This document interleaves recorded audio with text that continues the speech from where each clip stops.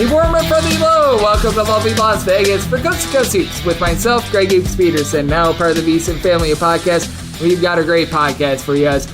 This opening segment is going to be quite short. It's probably only going to be about 10 or so minutes. I'm not going to be able to get to every game that we did see on Thursday because I am doing this just before the Greg Peterson Experience, which is from midnight to 3 Eastern Time out there on the West Coast. That is 9 to midnight, and the reason why I'm not going to be able to give you too much of a recap is because we've got 80 games on the college basketball betting board for this Friday. Some of them were TBD matchups coming into the day because we've got the Charleston Classic. We've got things happening out in Myrtle Beach. You're able to go down the list of all these great tournaments. So we've got a lot of that going on. So I'm going to give you guys picks and analysis on all those games. One or two of those games I do need to project forward on and sort of do a little bit of a what-if situation. But we're going to give you guys all those picks in the final segment as we hit some bank shots. If you have a question, comment, segment idea, what have you for this podcast, you do have one of two ways we offer those in. First one is my Twitter/X timeline at @GNet_D1. Keep in mind, letters EM. Naming does not matter, so as per usual, please do send these into the timeline. Other ways, find an Apple Podcast review. If you rate this podcast 5 stars, it is very much appreciated. From there, you're able to fire in whatever you'd like to hear on this podcast via that 5-star review. Did not get in any of those questions today, and if there is anything that I missed from Thursday, I will answer it on the podcast tomorrow, so have no fear there. But let's take a look back at a early slate that we saw for a rambunctious college basketball Thursday. Try to find some trends and try to get to know these teams a little bit better. Games from yesterday is Greg buzzing about. Here is the rowdy recap. Early on, we saw North Texas just be what North Texas was a season ago. A grinder of a team that just slowed things down. 53-54, St. John's got it done, but St. John's looked like they were going to be able to cover. They were up 11 points with 5.5 minutes remaining, and then things slowed down from there as St. John's would score like 4 points in the final 6+ minutes of the game, so that was a little bit less than terrific. Aaron Scott was able to do a solid job for this North Texas team. He was able to put in their 13 points, and for North Texas, they did a solid job on the glass. They won the rebound battle 39-36. Joel Soriano, he had his double-double with 11 points, 12 rebounds, but you saw St. John's have all sorts of issues with this North Texas team. It looks like they're going to be, once again, that slowest team in all of college basketball this year, and Vermont, it looks like they're once again going to be very efficient again. College of Charleston just could not hit water if they fell out of a boat. Vermont, they get it done by a count of 73-64. As for Vermont,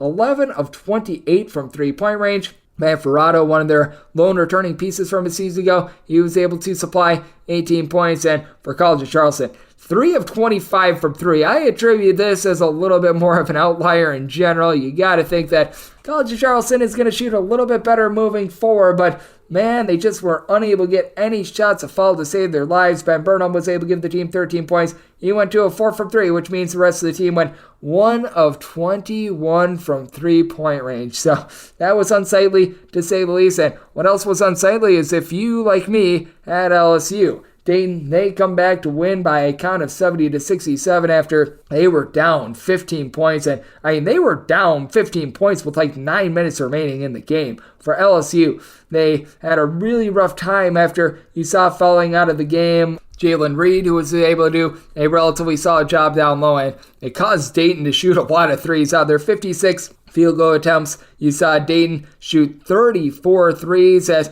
you were able to get just enough to be able to get this one to the window, as the Merrimack transfer and Javon Bennett was really the hero in this one. For Bennett, he was able to go for 16 points, and then he went 4 of 13 from three-point range on top of that, and then it was Nate Santos who was able to step up as well. Mr. Santos, 3 of 6 from 3, 19 points, 9 rebounds, as for LSU, they lose the rebound battle 35-28, so a little bit of a choke job there in terms of games that might have been a little bit tough for some. Houston and Towson. Houston, they were in full control of this game throughout. They were up 37-17 at the half, and in the second half, it looked like they were going to pull away and be able to cover this closing number of right around 20.5, but Towson able to hit just enough shots late to be able to get it within the number, as Houston has perennially been a relatively good team against the spread in these bigger sort of spreads. But that said, for Towson, they go 4 of 15 from three-point range. They go just 16 of 42 from the floor. This was one of the most low possession games that you're going to find, and Juwan Roberts was able to own the glass as he was able to go off for 11 rebounds for Houston, but no cover for the Cougars. You did see Liberty as well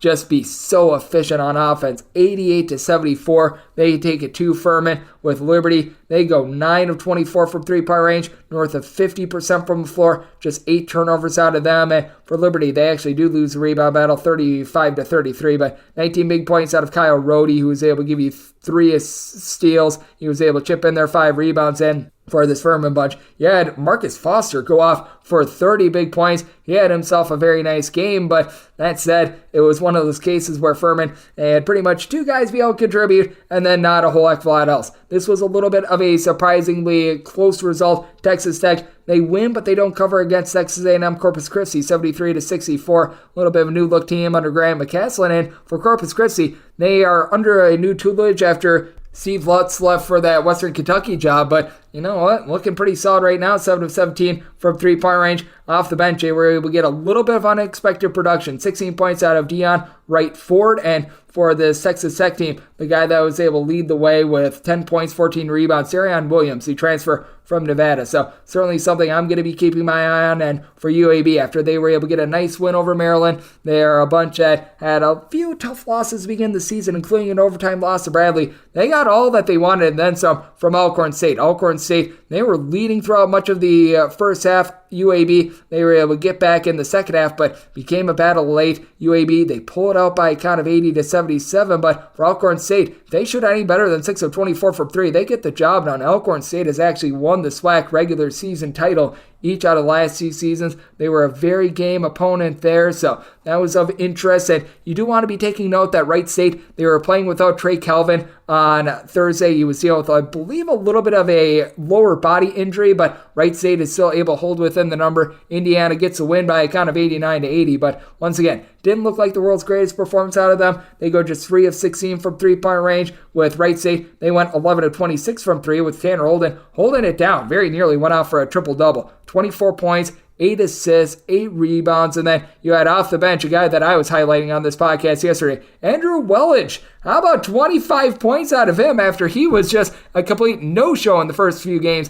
of the season? Like I said, do have to cut this short, so we'll try to do a little bit more cleanup on the podcast tomorrow, but we've got 80 games to break down. But before we hit our first break and we just go into a bunch of bank shots, by the way, no guests on the show today just because we've got so many games to be able to break down. This is going to be about a 3-hour podcast, so buckle up for safety. It's going to be a lot of fun, but that said, I do want to give you guys the betting trends that we are seeing right now in college basketball. Right now, we have still been seeing these home teams coming through like wildfire. As I'm doing this with a few games pending for Thursday, home teams hitting at about 53.1% against the spread. Favorites more around 52.2%. Favorites 230, 211, and 8 against the spread, with home underdogs still being very solid, 35, 31, and 1 against the spread. That's always something that I take note of. And the overs, they have come down a little bit. We have seen 232 overs, 211 unders, and we've had along the way, I believe now, 6 pushes on totals, but we have certainly seen those overs come through. I've had to adjust my numbers just a little bit for those, and we shall see if conference tournaments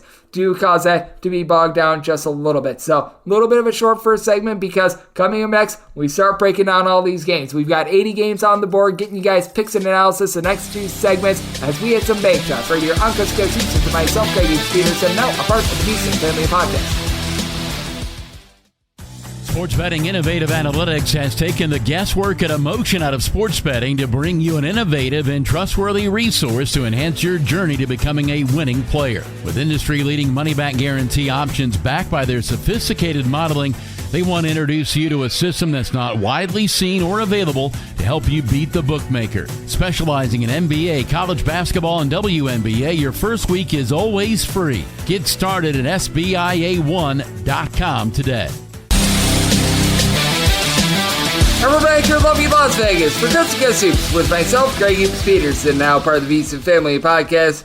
Going guys free today. We've got 80 games on the college basketball betting board. It is a very, very loaded slate, so this is going to be probably north of a 3-hour long podcast. So we decided to go no guests today, and instead we're just going to give you guys 2 segments of picks and analysis on all of these games. A very, very wide-ranging and fun college basketball Friday as we hit some bank shots. Most financial establishments close at a certain time, but not here. It is time for a side and total on every game on today's betting board bank shots.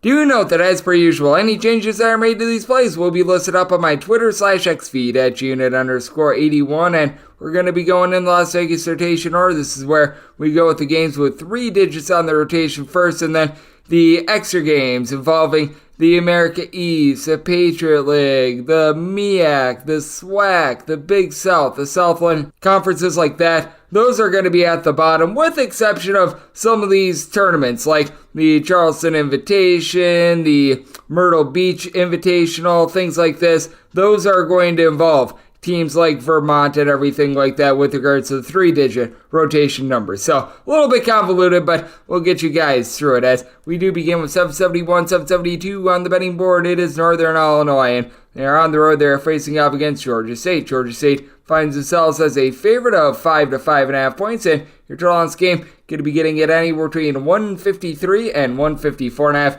Did set my total at 146.5. I'm going to be willing to dive in on the under. Northern Illinois has been playing a little bit more up-tempo this season, and they do have some relatively solid backcourt pieces that I do think are going to be able to keep them in this game. Gotta love what you've been able to get out of David Coit. He in conference play last year was averaging north of 15 points per contest, shot in the realm about 37.5% from three-point range. He's picking up right where he left off a season ago, and then you bring in the DePaul transfer and Philman Geberwitt. He's been able to do a nice job. He's been able to log for this team right in the neighborhood about 12 points per contest a season ago. Shot 37% from 3.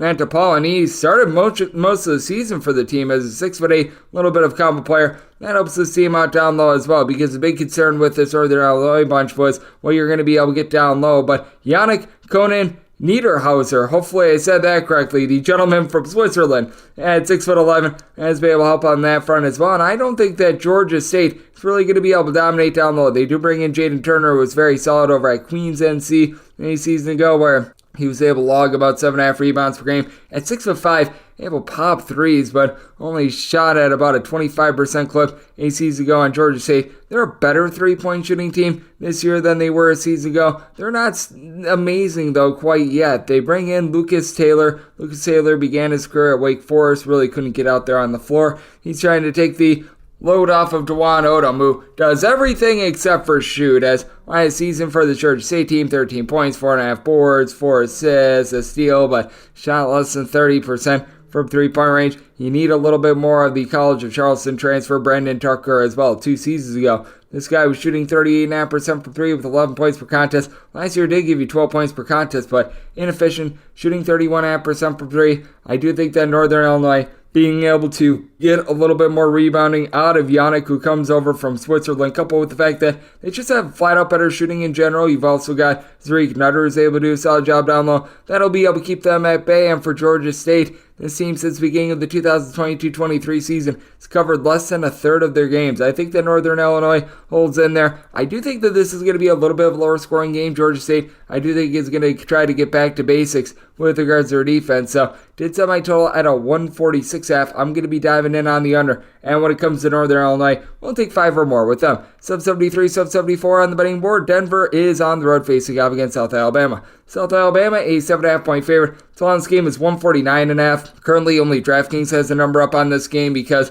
it is a part of a back-to-back, so you might not be seeing this at your local book until the AM, but did South Alabama as a 9-point favorite. I'm going to be willing to lay the number. Got a pair of teams that have been just all over the place. Interesting. Denver really not playing any defense. South Alabama having a tough time getting their offense going as South Alabama led off the season by losing to non-Division I Mobile. Denver got down 18 points in that game against Nichols a few days ago before storming back, and I do think that Tuki Tenamo is going to be able to keep this Denver team in the game going into yesterday, averaging 22 points, 12 boards, and Denver as a whole shooting over 80% the free throw line and 39.5% from 3. I do think that we're going to be seeing a fall off. Their main scorer, Tommy Bruner, a season ago was able to log about 16 points per contest. Always been about a mid-33 point shooter, and I do like bringing in Jackson Brenchley, who was over at Utah a season ago, but this team is going to have a tough time down low other than Tanamo. You really don't have a lot of options for this team. And then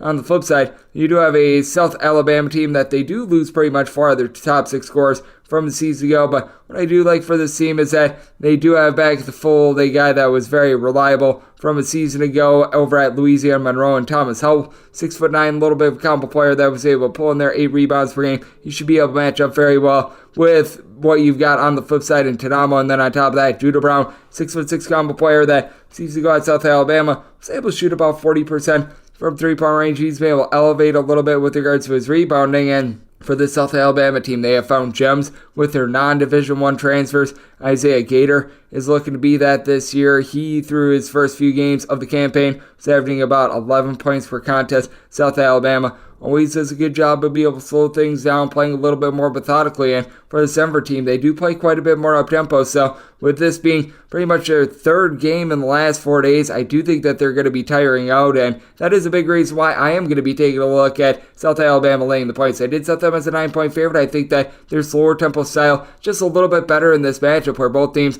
have been playing a ton the last few days. And I do think that that'll cause a total to taper off a little bit and for South Alabama to get their slower style. Semi-total 145, diving in on the under, and one to lay with South Alabama. 775, 776 on the betting board. It is Omaha, and they're going to be playing as a Lindenwood from Clune Arena. This is out there in the great state of Colorado. Lindenwood is an 8-point underdog, and your total is 149.5.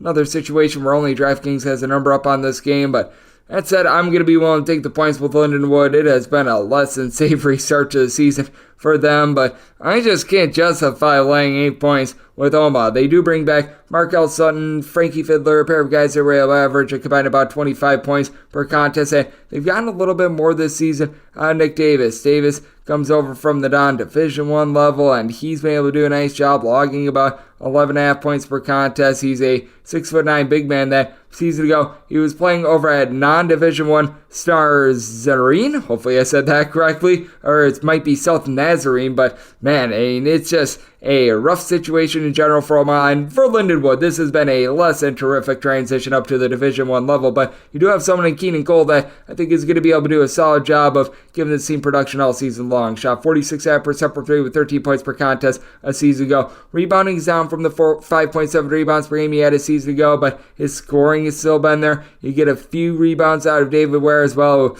entered into yesterday averaging about 3.5 points per contest, go along with about 6.5 boards. And Darius Bean is a guy that has shown that at the Division I level, he's able to dole out the ball. Was a part-time starter over at Northern Illinois a few seasons ago. When he was over at Northern Illinois, was able to give out right around 2.5 assists, gave the team 9.5 points per contest. Has never necessarily been a tremendous 3-point shooter, but there are guys on the roster that are able to give you a little bit of something from the outside. The freshman in Colin Ruffin has gone off to a little bit of a rough start, but I do think that he's going to be able to pick it up. And for Omaha, you just have a little bit of a lack of depth as well. You're going to need to have J.J. White be able to step up after a season ago. He gave the team about 4 assists per contest. Was an okay 3-point shooter, but Omaha always one of the worst defenses in all of college basketball. But Omaha has really been cranking down their tempo in recent years, and for Lindenwood against Division I opponents in their first 2 games, it scored a combined 99 points in the first 2 contests. So, good old situation of something's got to give. I do think that this game is going to be a little bit more slow and controlled for Omaha. They themselves in the first 2 games against Division I opponents could not get to 65 points. So my total at 144.5, diving under, and at 7 or more, taking the points with Lindenwood. 777, 778 on the betting board. Michigan State is going to be playing us a Butler. Butler is an 8 to an 8.5 point underdog, and your total on this game is anywhere between 137.5 and 139.5. I did set Michigan State as an 8.5 point favorite. 8 is the absolute max I'm willing to lay, but I'm going to be willing to lay it. Michigan State has looked less than terrific to begin the season. There is no debating that.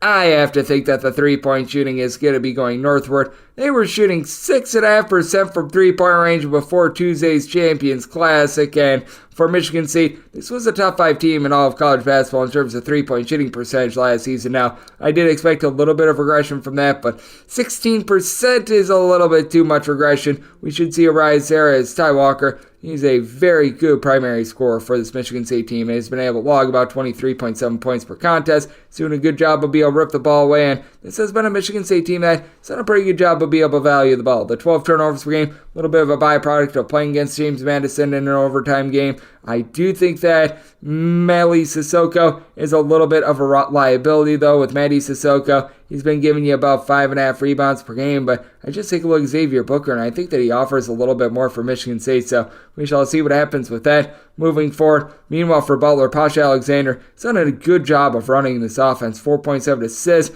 back up north of 2 turnovers per game, force with regards to his 2.3 steals, while turning the ball over just 2 times himself, and just getting away from Andre Curbelo, I think, was the best thing for him. He's never been a great three-point shooter, shooting 40% through 3 games. We should see that fall off a little bit, but he does have guys that are able to help him out a little bit in the backcourt, like DJ Davis, who is a good three-point shooter over at UC Irvine, but I do think we're going to see a fall off there. What I do think is for real for this Butler team is what they're able to get down low. Jalen Thomas has been a good rebounder. Andre Screen, up transfer from Bucknell. He's got true 7-foot size, so I think that that's going to be a bit beneficial, but I do think that Michigan State, even though they might turn the ball over a little bit more than they typically would because they are going to be facing off against Paul Alexander, I do think that AJ Hoggard is going to do a good job, be able to throw out the ball, keep things relatively efficient, and that'll lead to some open shots for Michigan State, and I do think that we'll see a little bit of a fall off from a Butler offense that has been able to put up 80-plus in each of the first 3 games of the season. Butler also has given up 56 points or fewer in each of their first 3 games, so I do think that this is going to be a little bit of a lower-scoring game. These are 2 of the slower teams in all of college basketball thus far, so did set my total 136.5, going in on the under, and with Michigan State willing to lay 8 and not a half a point more with them, 779, 780 on the betting board. Air Force is going to be playing us William and Mary. You don't just get William, you don't just get Mary, but you get both along with 7 to 8 points if you take the Tribe, and your total is anywhere between 130.5 and 131.5. I just can't justify Air Force being north of a touchdown favorite in basketball and football maybe, but not here in college basketball. I did set them as a favorite of 4.5 points, so going to be taking a look at William and Mary. William and Mary has their defensive deficiencies. They were a bottom 75 team in terms of points allowed on a per possession basis a season ago, but you do have Gabe Dorsey, who a season ago was able to shoot about 44% from 3-point range. And also bring in the South Florida transfer in Trey Moss, who's been able to do a nice job helping the team out as well. And then good versatility out of Jack Karzinski. Karzinski has been able to give the team 6 boards, 7 points per contest at 6'7" a season ago. Shot in the mid-30s from 3-point range, going up against an Air Force bunch that they just simply don't have any rebounding right now. They are without Ritas Petratus. He was pretty much the only guy that returned from a season ago that was able to supply north of 4 rebounds per game. They do have Ethan Taylor, who's been Mr. Do-It-All for the team thus far this season, as he is supplying north of 20 points, north of 4 boards, 5 assists. He's been shooting it well from 3-point range. He's looking like A.J. Walker 2.0 for this team, but at the same time, you've got a William and Mary team that they should be able to hold up on the glass. Their biggest issue is not having a lot of rebounding. You do have had Kellen Boylan, in fairness to Air Force, be able to slide about 8.5 rebounds per game. I do think that there is going to be quite a big fall off for him after he was averaging about 1.5 minutes per contest a season ago. And for William and Mary, they play a relatively slow, controlled style. Air Force, very much a slow and controlled style as well, but neither team is necessarily efficient on the defensive side of things, and I think that that's going to leave both teams open for some threes, and because I do think that this is going to be a tighter game, get some late game felling to be able to push this one over. So I did set my total at 134.5. I'm going to be taking a look at the over. And with Air Force, going to make them a 4.5 point favorite. So taking the points with both William and Mary. We get both. And I'm going to be taking a look at the over. 781, 782 on the betting board. Youngstown State plays those to Utah Tech. Utah Tech, an underdog of anywhere between 3.5 and 4.5 points. Totals anywhere between 151.5 and 152.5. Youngstown State has been a little bit off-putting in their first few games of the season, but I'm going to be willing to trust them here. I did set them as 8-point favorites. Utah Tech just lost everything from a season ago. Utah Tech was a really good 3-point shooting team, and now they're looking to David Elliott to be able to give them some scoring. A guy that comes in from the non-Division I level thus far this season. 38 points in the first 2 games of the season, shooting north of 50% from 3-point range. We should be seeing a little bit of a fall off there. And for Youngstown State, I do think that they're going to be able to hold their own down low. What you've got going on the Utah Tech side is Tanner Christensen with logged right around 9 to 9.5 points, 7 boards, but DJ Burns, who comes in from Murray State, was a starter down low for the team last year, averaging about 6.5 rebounds per game in the Missouri Valley and the Ohio Valley Conference. And I think the big key for Youngstown State, getting Brett Thompson going. Thompson a season ago at Tennessee Tech, shooting nearly 42% from 3 assists, 12.5 points per contest. This looks like a little bit of fish out of water this far this season. A combined 7 assists and 2 turnovers in the last 2 games, but just 13 points in those 2 affairs as well. You do have Brandon Rush along with Bryson Langdon, who have been able to average double figures, and for Langdon, comes in from Northern Kentucky, has never been a great 3-point shooter, so he is a little bit of a funky fit with regards to Youngstown State, but he is a good facilitator to be able to allow Brandon Rush to play a little bit more off the ball, to be able to allow E.J. Farmer to be able to get some open looks as well. And for Utah Tech, with just so many of their good 3-point shooters gone from a season ago, you do have to wonder if you can get a little bit more out of Noah Gonsalves, who's only been able to give the team 7 points combined in his first 2 games of the season. Last year was able to supply about 8.5 points per contest, shot 40% from 3. He's really the lone producer from the backcourt from a season ago that is back in the fold and don't have a lot of rebounding outside of Tanner Christensen. I do think that this is a little bit of doomsday in general for Utah Tech, especially with the versatile Ziggy Reed being on the side of Youngstown State and playing in a style over at Merrimack last year that was able to generate a bunch of turnovers. I did set my total at a 148. I'm going to be diving in on the under because with Utah Tech, the reason why they played so many overs last year is that they were a top 25 team in terms of 3-point shooting percentage. They just lose so much of that from a season ago. So diving under, and I'm going to be willing to lay it with Youngstown State. 783, 784 on the betting board. Tulane is going to be playing us to Sacramento State. Sac State is an underdog of anywhere between 11 and 10 points, and your total on this game, that is anywhere between 151 and 151.5.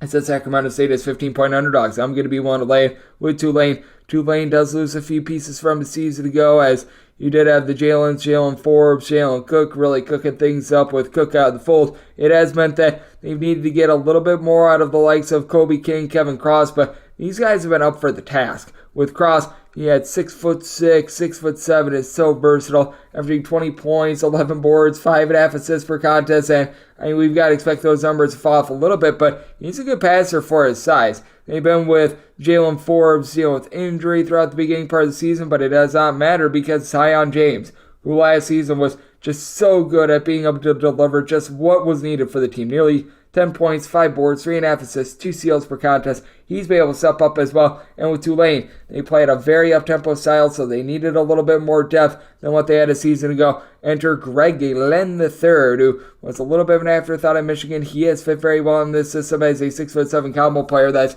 able to knock down shots, is able to do a good job of running the floor, and that's to the detriment of a Sacramento State team that they are the exact opposite. This team is looking to play a little bit more low and slow. They bring in some transfers to be able to help themselves out. Brandon Betson was over at Tulsa a season ago where he was a part-time starter that shot 40% from 3 with nearly 10 points per contest, but you do have to wonder about the facilitation of this team, as right now their main guy doling out the ball is Bailey Nunn. He is a freshman that comes in from Australia. Z Hamoda, he comes in from Utah State and has been a relatively solid scorer, but the Sacramento State team, they very much are reliant upon being able to control the glass. You've had Duncan Boom Boom Powell be able to give you a double-digit amount of rebounds, but you just haven't gotten a lot out of Akoma Wayne, who began his career as a top 250 prospect over at Oklahoma. Good contributor last year. He, through 3 games this season, has played a combined 31 minutes and supplied 7 rebounds. He has really seen himself regress. That's a bit of an issue for a Sacramento State team that is not going to be able to run the floor with Tulane. Tulane has a little bit too much guard play, even with Jalen Forbes perhaps being a little bit limited in this game. You have seen this Tulane bunch in the first 2 games of the season supply 88-plus points both games. They've also given up 70-plus in each of their first 2 games of the season, but Sacramento State, they themselves, been a little bit shoddy on defense. I think Sacramento State is going to be able to slow this game down a little bit, but I just don't think that Sacramento State is going to be able to put the ball in the basket. I did set my total at a 149. Going to be taking a look at the under. And with Tulane, I'm going to be willing to lay up to 14.5 points with them. Set them as a 15-point favorite. 785, 786 on the betting board. It is Duquesne, and they play us a Rider. Rider is catching 12.5 points as an underdog, and your total on this game, it is between 144 and 145.5. With Rider, set them as 11-point underdogs. Now that we're getting to 12 and higher, I'm going to be willing to take these points with Ryder. Has been a rough start to the season for them, to say the least, but I do like that they bring back Mervyn James, who is a 6'7", do-it-all sort of player that is currently logging a little bit over 14 points. Last year shot about 24% from three throughout his career. He's been more of a low 33-point shooter as a 6'7", do-it-all sort of player. On top of that, you've got the 6'4" versatile TJ Weeks, who throughout his career has been a high 33-point shooter, has always been able to log at least about 9 points per contest as well. I do like his overall game. Going up against a Duquesne team that they bring in the Drame brothers in Fusani and Hassan Drame. Both of these guys are right around 6'7". They're able to pop threes. They're able to give you a little bit of rebounding, but I mean, especially Hassan Drame, he's got through 4 games thus far this season, a combined 14 points. Just has not necessarily lived up to the billing. It has made this Duquesne team a little bit more versatile from the outside, but this team still doesn't necessarily have that go-to rebounder, as Fusani Drame is the only guy that's averaging north of 4.3 rebounds per game. Dede Grant, he's a nice go-to scorer. Season ago, shot about 40% from 3 with 15.5 points per contest, and Jimmy Clark III does a good job of being able to dole out the ball as well. But for Ryder, I do think that the return of Allen Boom Boom Powell is big for this bunch, as he has been in college for forever. He was a starter each of the last 2 seasons with double figures. The scoring has been a little bit low for him thus far, but he is still able to dole out the ball. That should be able to keep Ryder at bay. Ryder does lose a few rebounders from season ago, like Ajiri Aguamo Johnson, but with Duquesne not really asserting themselves down low, that'll keep Ryder at bay. I did set this line at 11, so willing to take 12 plus here with Ryder. And with this total, I did set it at 143. We have seen Ryder in recent years play a bit more slowly, and with Duquesne, not necessarily a team that's looking to run it and gun it. So taking a look at the under, and I'm going to be willing to take the points with Ryder. 787, 788 on the betting board. Penn State is going to be playing us Morehead St. Morehead State at 13 to a 13.5 point underdog. Totals between 141.5 and 142.5.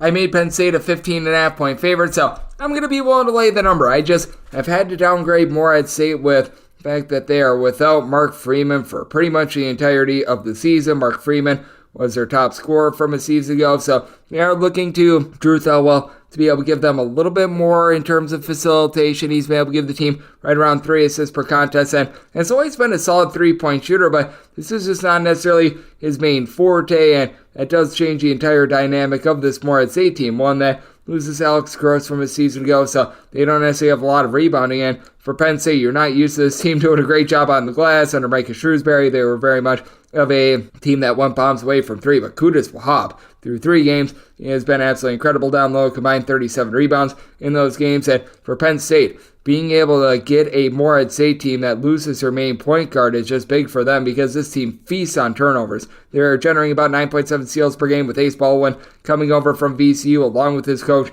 and Mike Rhodes, and that just havoc style, and he's been able to generate 3.3 steals per contest. And gotta expect Baldwin to shoot better than the 23% from 3-point range that he has thus far, but the Temple transfer in Zach Hicks has been solid as well. Was a starter over at Temple last year. Was able to give the team about 9.5 points, 5 boards. He has been a great fit, and at 6'8", he's a mid-30s 3-point shooter as well. So, like what he's able to bring to the table, even some like a Leo Boyle, Nick Kern, this is a team that has quite a bit of depth. When you run this style, you have to be. And Morehead State, they're very used to playing a little bit more slowly, being a bit more under control, and I don't think that that's going to be an option against a Penn State team that really does crank up the pressure. And I think that this is just stylistically a really bad matchup for Morehead State, especially with them not having a lot of rebounding in general. I do think that Penn State really going to do a good job of sucking the life out of a Morehead State team that when they're able to get in rhythm, they're able to do an okay job of being able to shoot it from 3, get a little bit out of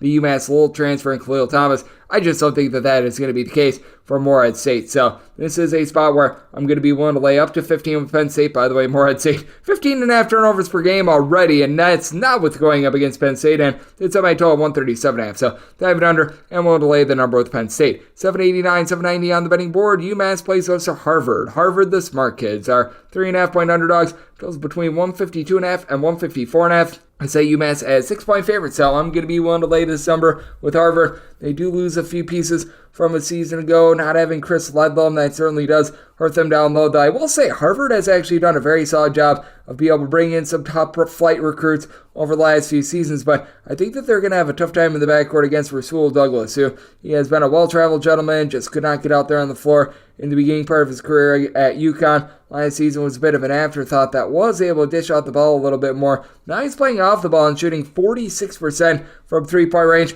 to begin this season. And then you do have on the side of Harvard, Justice Ajobar, who he has come in as a top 300 prospect, someone who's saying 6'10", was really a flopperoonie the first few seasons on campus as he was, with injuries, what have you. This year, he's been able to take off with 9 rebounds per contest, but Josh Cohen, who in the NEC over at St. Francis of Pennsylvania, logged 20-plus points, 8-plus rebounds per game. He has really been able to do a nice job on the glass for UMass, and that allows 6'7" Matt Cross to be able to be a little bit more versatile, be able to pop a few more threes, and I think that makes this UMass offense all the more dangerous. You're able to couple that with the fact that you've got Keon Thompson in the fold as well. Last season, he showed some moments, not a guy that's going to be able to shoot it well from three-point range, but he's another player that does a good job of being able to dish out the ball. This is a very well-balanced UMass team that feels like they're Noah's Ark. They've got two of everything. Now, it's not a dominant two of everything, but they've got two guys that are able to rebound. They've got a pair of guys that are able to facilitate. They've got two good shooters that's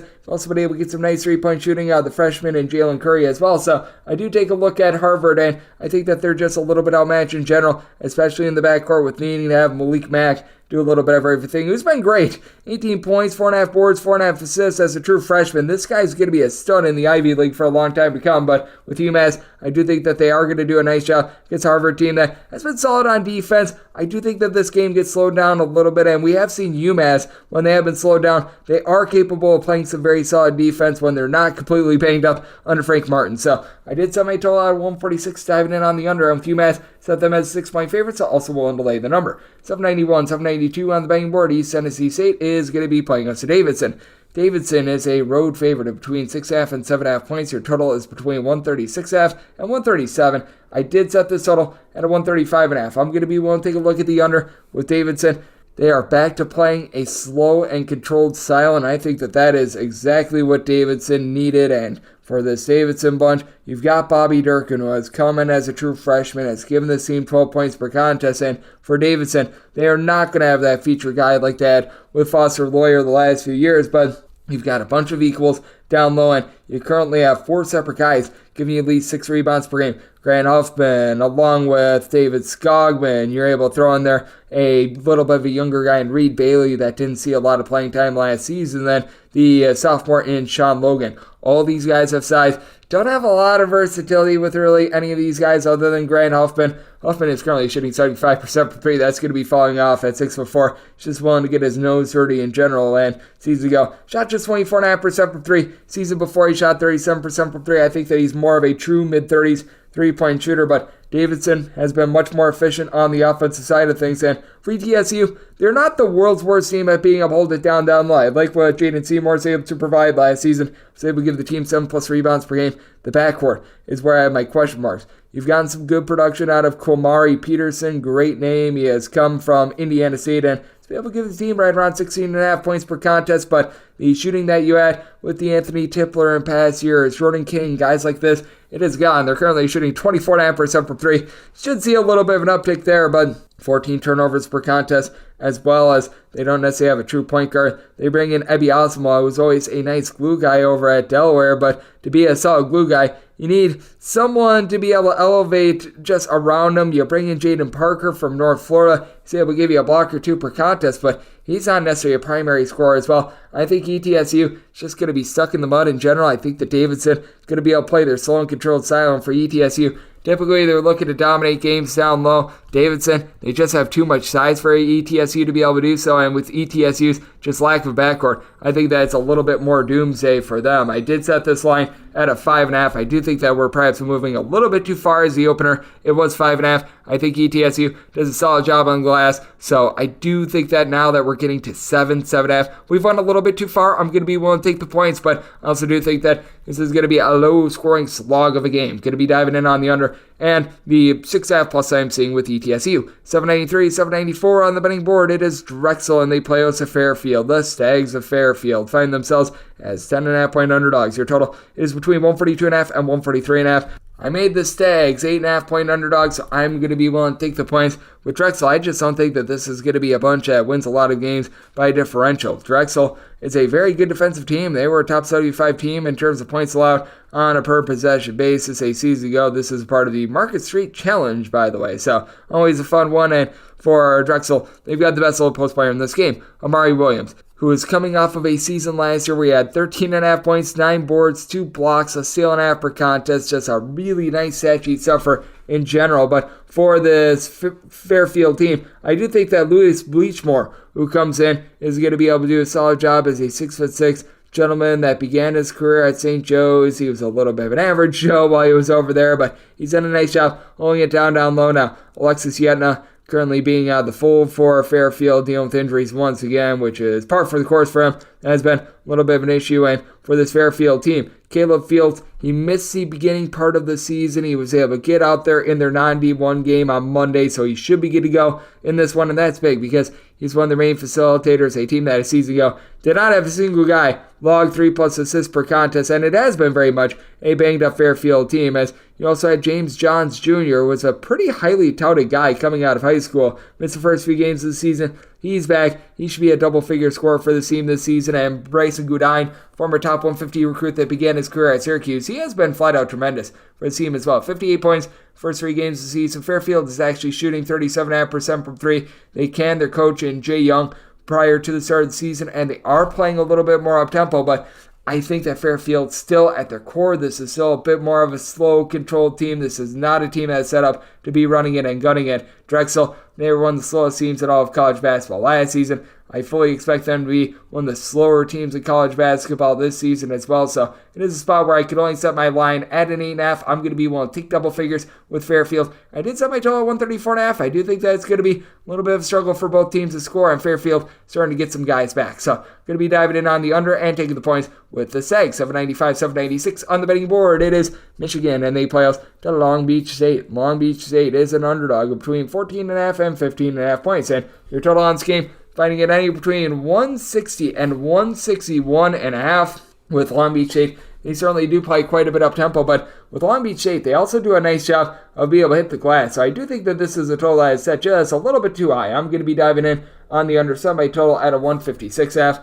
Have been highly impressed by Michigan. Michigan looks so much more crisp with having the interim coaching regime in Phil Martelli out there. You have to be wondering how long he's going to be out there, but as long as he is, I actually do think that's a little bit of an upgrade for Michigan, as teach me how to Dougie McDaniel has really been able to take off. Last season, he showed some flashes of brilliance. This year, he's put it all together. North of 21 points, 6 assists, and 2 turnovers per contest. I do think we're going to see a little bit of a drop-off with this just absolutely hellacious Michigan scoring. They're shooting 41% from three-point range. They have been highly efficient, and I don't think that Long Beach State necessarily going to be able to turn them over too much, but the reason why I'm going to be willing to take the points with Long Beach State, set them as 14.5-point underdogs, is because of the Trayers. You've got Lasani Trayer and Abdur Trayer. Lasina Trayer, he's someone that was able to average a double-double last year, 13 points, 10.5 boards, and then for Abdur Trayer, he's a little bit more versatile. He's able to pop some threes, 10 points, 9 boards, 3.5 assists, a steal per contest. A season ago, more around 6'5", while Lasina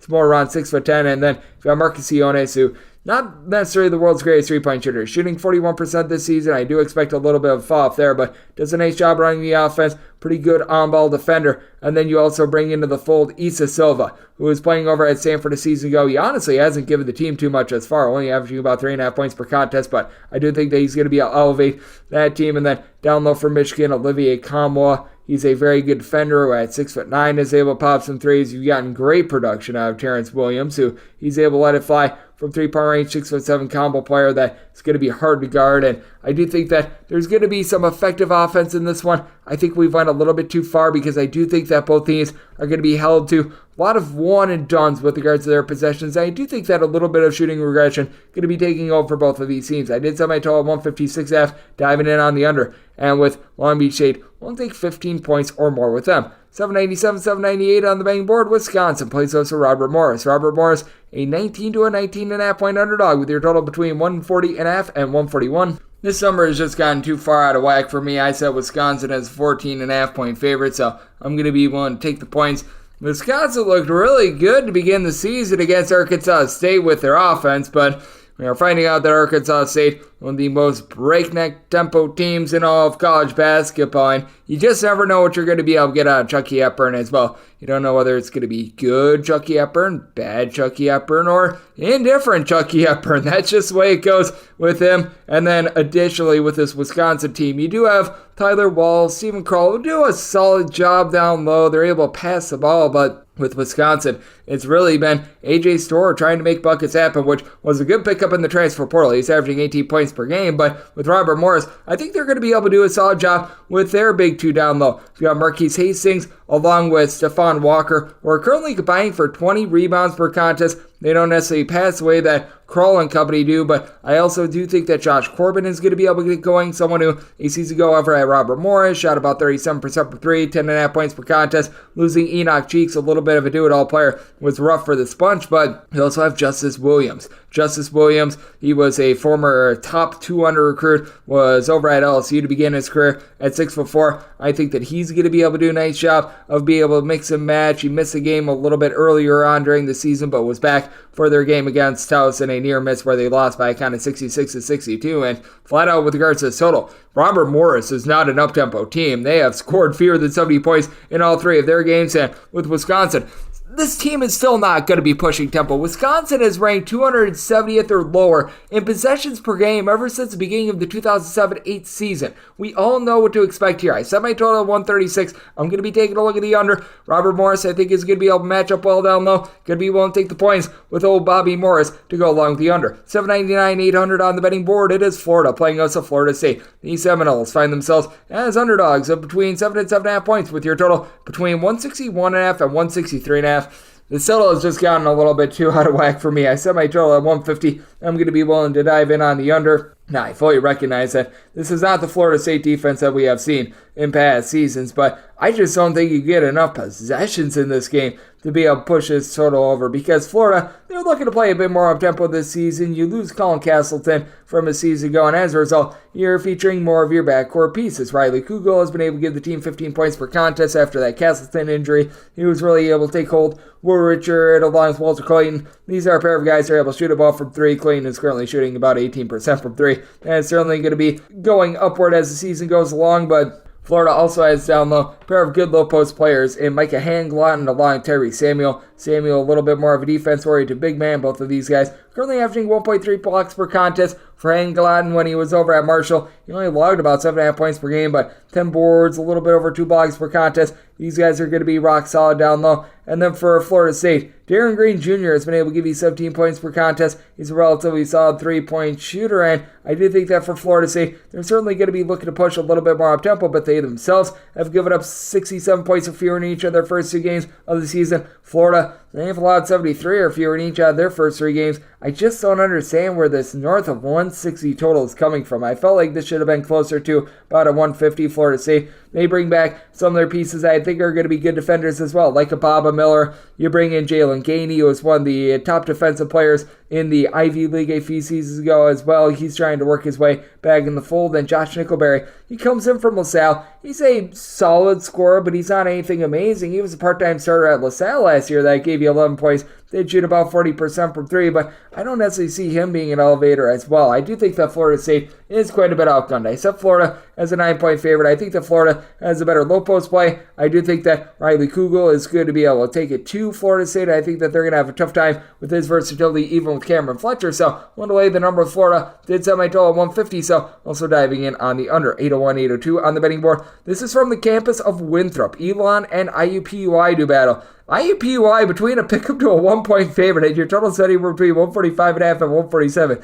When's the last time we saw IUPUI as a favorite on a neutral court? And this isn't too far away from Elon's campus, and I think the wrong team is favored. I said Elon is a 5.5-point favorite. Now, Elon completely yacked the game away that they had against Wake Forest, but in that game against Wake Forest, they got up by like 19 points. So this is a bunch that is capable of going on some burner runs, and for IUPUI, the three-point shooting is still very questionable with this team. You had last season Vincent Brady II be able to shoot about 35% from three with 11 points per contest, and I do think that it is big that they finally had Bryce Monroe healthy. When he was out there on the floor for like 5 games last year, he was able to elevate the team, so that is something that is going to be able to help out. But IUPUI, this is going to go northward, but they're shooting 17.8% from three-point range. The only Brady, who I mentioned before, is shooting above 22% from three-point range. This team just does not have any shooting whatsoever, and it's not like they've got great rebounding either. You've got one guy giving you north of 5 boards per contest in John Egbuda. Meanwhile, for Elon, you do have someone in Max McKinnon who's able to do a little bit of everything for the team. A season ago, he shot right around 29% from three, so not great himself, but 11.5 points, 5.5 boards, 2.5 assists, a steal per contest at 6'5". He's a little bit of a do-it-all player for the team. As a matter of fact, he's leading in darn near every single major category for the team. But Zach Irvin, someone that's able to stroke it from three-point range. You do have Elon, who's due in for aggression, by the way, shooting 44% from three, but they are by far the better shooting team. And you bring in Rob Higgins. He was over at St. Francis of New York, who literally cut every single sports program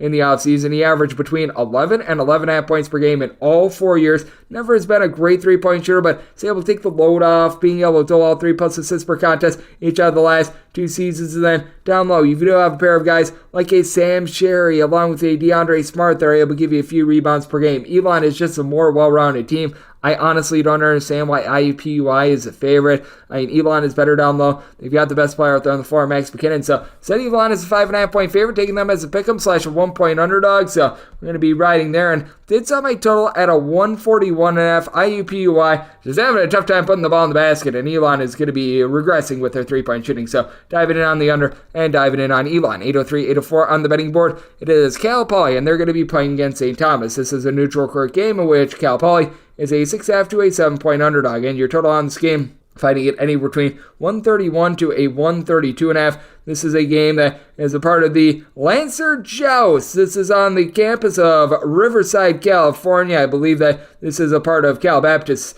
campus, but that said, with Cal Poly, even though they're within their home state, I did have to set them as an underdog of 7 points. So this is a spot where at 6.5 or less, I am going to be willing to lay it with St. Thomas. St. Thomas, they are just such a well-rounded team that is able to do a nice job year in and year out of being able to get their slow, grimy style. Now, with St. Thomas, even though they do play super duper slow, they are a team that is a bit inefficient on defense. They've ranked in the bottom 75 in terms of points allowed on a per possession basis each of the last 2 years. And this is not necessarily your father's Cal Poly team, because they do bring in Jared Hyder, who, when he was over at Fresno State many years ago, was a starter that was able to log about 9 points, 3 assists per contest, spent a few years at Cal. He elevates the backcourt of the team, but you have absolutely no rebounding whatsoever with this Cal Poly team. With Alabami Karama now being out of the fold, they are looking to Joel Armo Trading, who comes in from England, 6'10" gentleman, to be able to give you some boards. St. Thomas, not necessarily a rough and tumble team down low, but Parker Jorklin, Brooks Allen, these are a pair of guys that are able to give you right around 5 rebounds per game. Jorklin has really been able to take hold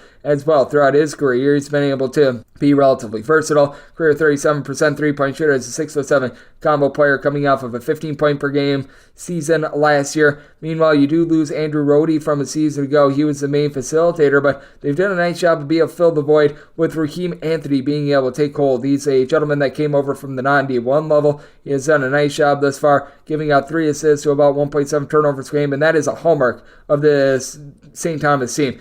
Each of their first 2 years at the D1 level, they have been in the top 25 in terms of fewest turnovers on a per possession basis. Meanwhile, Cal Poly, they get very sloppy with the ball. Cal Poly has been able to break the 70-point plateau in 2 of their first 3 games, but one of those games was against non-D1 Laverne. They also played against Denver. Meanwhile, St. Thomas, they appear to be very much improved on defense. 71 points or fewer surrendered in each of the first 3 games of the season. I think that this is going to be same old for Cal Poly, one of the slower tempo teams in all of college basketball. I think that St. Thomas a team that is very slow in their own right, going to be able to hold it down. I did set St. Thomas as a favorite of 7 points, so going to be willing to lay the 6.5 that I see before me, and with this total, set mine at a 129. I think that both teams are going to get back to their roots, play very slowly, so diving in on the under, and I'm going to be willing to lay up to 6.5 with the Dommies. 805, 806 on the betting board. Texas A&M is playing us Oral Roberts. Oral Roberts is an underdog between 19 to 19.5 points with your total at 148. And with Texas A&M,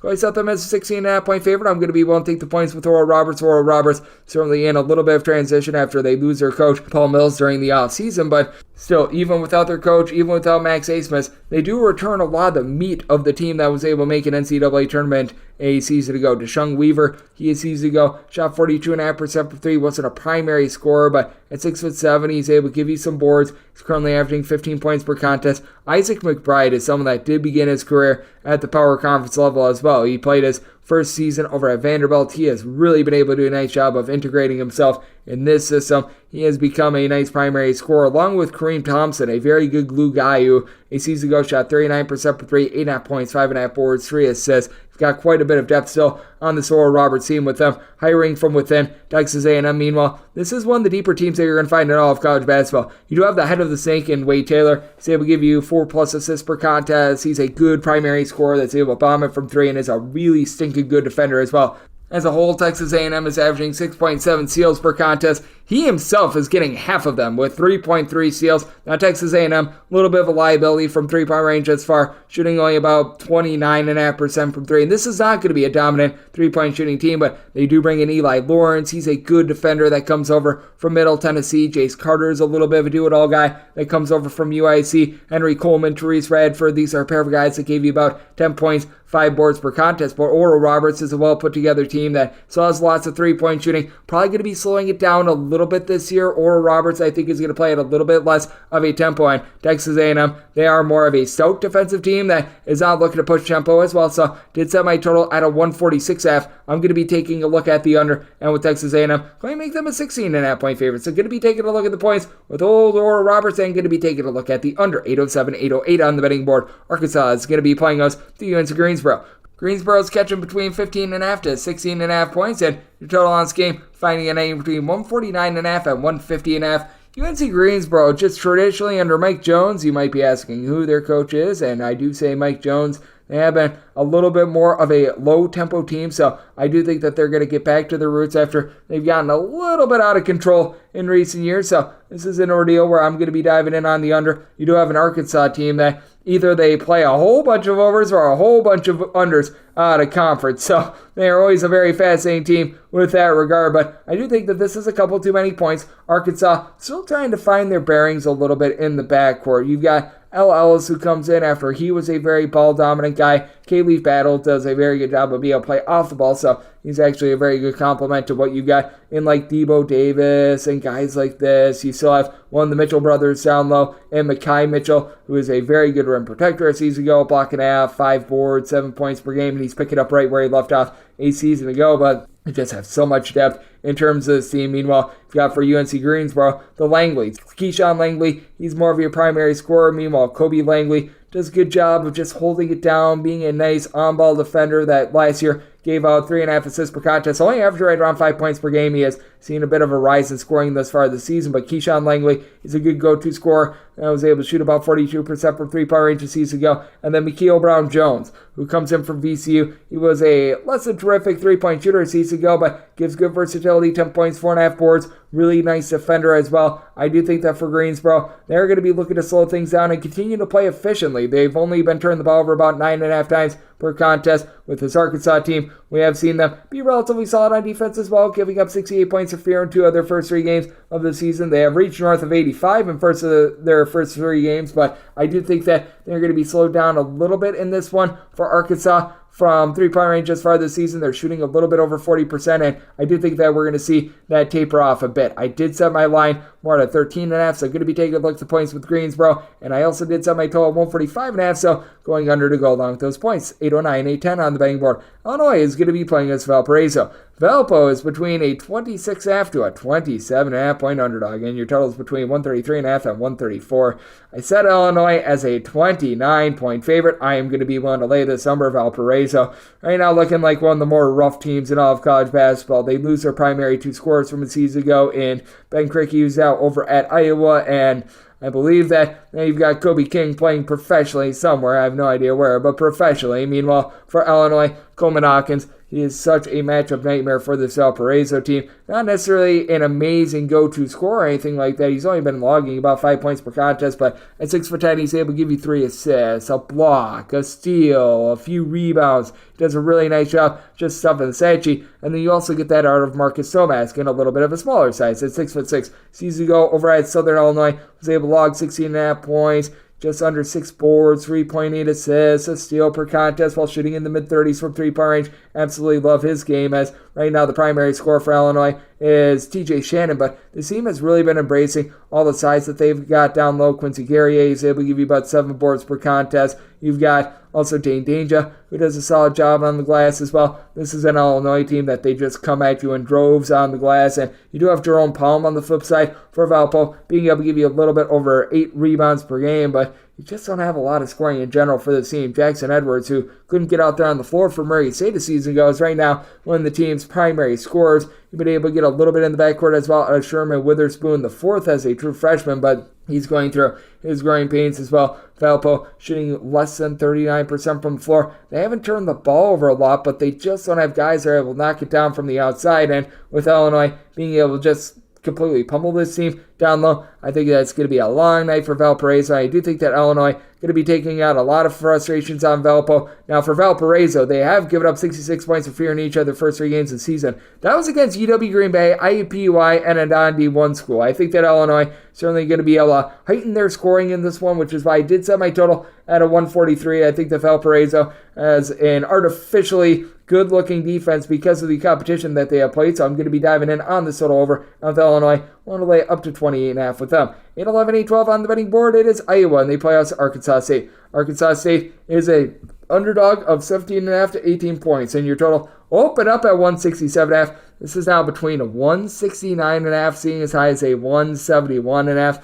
I honestly see where the bookmakers are coming from in terms of total. I think we went a little bit too far, though. I did set my number at a 167.5. I'm going to be diving in on the under. Brian Hodgson has really been cranking up the tempo over at Arkansas State, but you still do have Mikal Mitchell down low. I do think it's going to be able to provide a little bit of speed bump down the line. Iowa always does play a little bit better on defense when they are at home rather than on the road. Now, I will also say this for Iowa. They have scored at least 75 points in every single one of their home games since the beginning of the 2022-23 season. This team is just very good for being able to put the biscuit in the basket, and their transfer in Ben Krikke, who comes over from Valparaiso, to be able to do a nice job with about 18 points per contest. Peyton Sanford does such an incredible job for this team as well, shooting 39% from 3, 16 points per contest. And with Iowa, they just always shoot better from three-point range at home rather than on the road. As a matter of fact, you've got a Iowa team that is averaging right around 21 points more per 100 possessions at home rather than on the road over the past year plus since the beginning of the 2022-23 season, with their three-point shooting percentage on the road being in the bottom 30 in all of college basketball in this time span. Meanwhile, at home, shooting north of 38% from three-point range. You have an Arkansas State team that I think they're going to taper off a little bit with their offense. I think that they're going to realize that even though they want to be playing a little bit more up-tempo, maybe they went a little bit too far under Mr. Hodgson, as this Arkansas State team was one of the slowest teams in all of college basketball, and they still have some of those pieces from that backcourt from a season ago. Someone like an Avery Felts is able to give you some nice scoring. A season ago, he was able to log right around a 39% three-point shooting percentage with 8 points, a steal, 2.5 assists per contest. You still have Caleb Fields in the fold as well. He, a season ago, was not a great three-point shooter, but doled out 4.5 assists, steal per contest with 11.5 points per contest. And then you've got 6'9" combo player DeAndre Dominguez, who comes over from UMass, who was able to shoot about 39% from three-point range. You got pieces to be able to play a little bit more up-tempo this year with Taron Todd, who has been a well-traveled gentleman, being able to hold it down with about 18 points per contest. But I do think that Arkansas State going to dial it back, just a smidge here. And for Iowa, they typically do play better on defense at home rather than on the road. In their 2 home games this far this season, they have surrendered 68 points or fewer in both of those. So I think we've went a little bit too far with this total. Set mine at a 167.5. So now that we've seen this line move, going to be going in on the under end with Arkansas State. Set them as 17.5 point underdogs. I do think that they have the pieces to be rather competitive in this one. So at 18 plus, take the points with Arkansas State to go along with the under. 8-13, 8-14 on the betting board. UT Rio Grande Valley is going to be on the road facing off against Oklahoma. Oklahoma, a 24 to a 24.5 point favorite, and your total is between 150.5 and 151.5. You once again have an Oklahoma team that just doesn't play very fast. Under Porter Moser, he's one of the more slow and controlled coaches in all of college basketball. I am going to be taking a look at the points with UT Rio Grande Valley. Now, with UT Rio Grande Valley, you've got the absolute opposite. You've got them looking to push a lot of tempo, and they do lose a few pieces from last season. You do lose someone like a Justin Johnson, who was the primary scorer for the team with 20 points per contest, but Elijah Elliott has come over from Mount St. Mary's and has become a nice go-to scorer for this team. 63 points in the first 3 games of the season, very unexpected as he was glued to the bench for them a season ago. And you do bring back one of your top rebounders from the season ago as well, in Aaron Freeman. Right around 9 points, 5.5 boards per contest. The big key for UT Rio Grande Valley being able to just be controlled with regards to turnovers. Last season, they were towards the top 20 in all of college basketball in terms of turnovers on a per-possession basis, and they do bring in DeAnthony Tipler. Throughout his career, spent about a 40% three-point shooter with a little bit over 10 points per contest. He elevates his backcourt. Meanwhile, for Oklahoma, they are looking to push tempo just a little bit more than in past years, and they've got quite a bit of solid rebounding. Sam Goodwin, along with John Hughley, are combining for a little bit over 11 rebounds per game. Otega Owe, he's a sophomore that just really didn't get out there on the floor too much last season, but showed some flashes towards the back half of the campaign last year. He has really had that freshman to sophomore leap as he's been able to give you a little bit over 15 points per contest. Latrey Douthard, who was a solid 3-point shooter and a double-figure scorer over at Utah Valley a season ago. He's been able to do a nice job shooting about 37.5% from 3 for an Oklahoma team that's done a good job of taking care of the ball. About 12 turnovers per contest, shooting more around 37% from 3-point range. Grand Valley has been just getting completely smoked with regards to their defense in their 2 games against Division I competition, giving up a combined 188 points. Meanwhile, you've got an Oklahoma team that has allowed 60 points or fewer in each of their first 3 games of the year, but they have also gotten to at least 80 points in each of their first 3. I actually do think that Grand Valley is going to be able to bust through this Oklahoma defense just a little bit more, and I do think that things turn a little bit more harebrained and up-tempo. UT Rio Grande Valley, one of the few teams that can really speed up others in college basketball, so I'm going to be going with this total over my total at 152, but with UT Rio Grande Valley getting north of 22, also going to be looking at the points, set my line at approximately 22, 8-15, 8-16 on the betting board. North Carolina is going to be playing us the UC Riverside. Riverside finds themselves as underdogs of between 21.5 and 23 points, in your total between 146 and 147. Is then North Carolina at a 21. So I'm going to be willing to take the points with Riverside. Riverside, very much a new look team. Losing Zion Pullen and company has led to this team having to just really remake their backcourt. They've been looking to Barrington Hargress to be one of the main scorers for the team, a true freshman that's come in and has been able to give the team a little bit over 12 points per contest. Down low, they do bring back Jalen Martinez, who at 6'11" is playing in about 5 rebounds per contest. He is certainly going to lose the fight to Armando Bacot. Bacot is right now averaging 16.5 rebounds per game. That leads all of college basketball. He had a bit of a down year last year after 2 years ago. He was a borderline guy that you could have made the case for a top 5 spot in the Wooden Award watch list, and I mean, he is back to that thus far this season. He has been dominant, but the concern for me is the North Carolina backcourt. This is a team that likes to play up-tempo, and they bring in guys like Cormac Ryan, Harrison Ingram, Paxton Wojcik, guys that were part of slower tempo systems, and it does feel like things are a little bit wonky and disjointed. This team is a little bit off-balance, shooting about 32.5% from 3. They haven't turned the ball over a lot because R.J. Davis has been solid in the backcourt, 17.5 points per contest, shooting about 36.5% from 3-point range. I do like what he's able to bring to the table, but this is also a team dealing with a little bit of a lack of depth, even though you do have someone like James Okonkwo coming over from West Virginia, Jalen Withers over from Louisville as well. It just feels like they haven't necessarily found their bearings with that regard. Riverside, they're certainly trying to find just who they're going to be able to go to in terms of the backcourt as well, and they probably have found something and Isaiah Moses comes up from the non-Division I level, has been a mid-30s three-point shooter with 10 points per contest. I do think that for Riverside it is going to be a rough year, and North Carolina certainly going to be able to plow down low, but with North Carolina, with them being in a little bit of transition in the backcourt, I'm going to be willing to take the points. With Riverside, set them as underdogs of 21 points, so going to be willing to take anything north of 21, and did set my total at a 149. Got a North Carolina team that no doubt about it is looking to play up tempo, and for Riverside,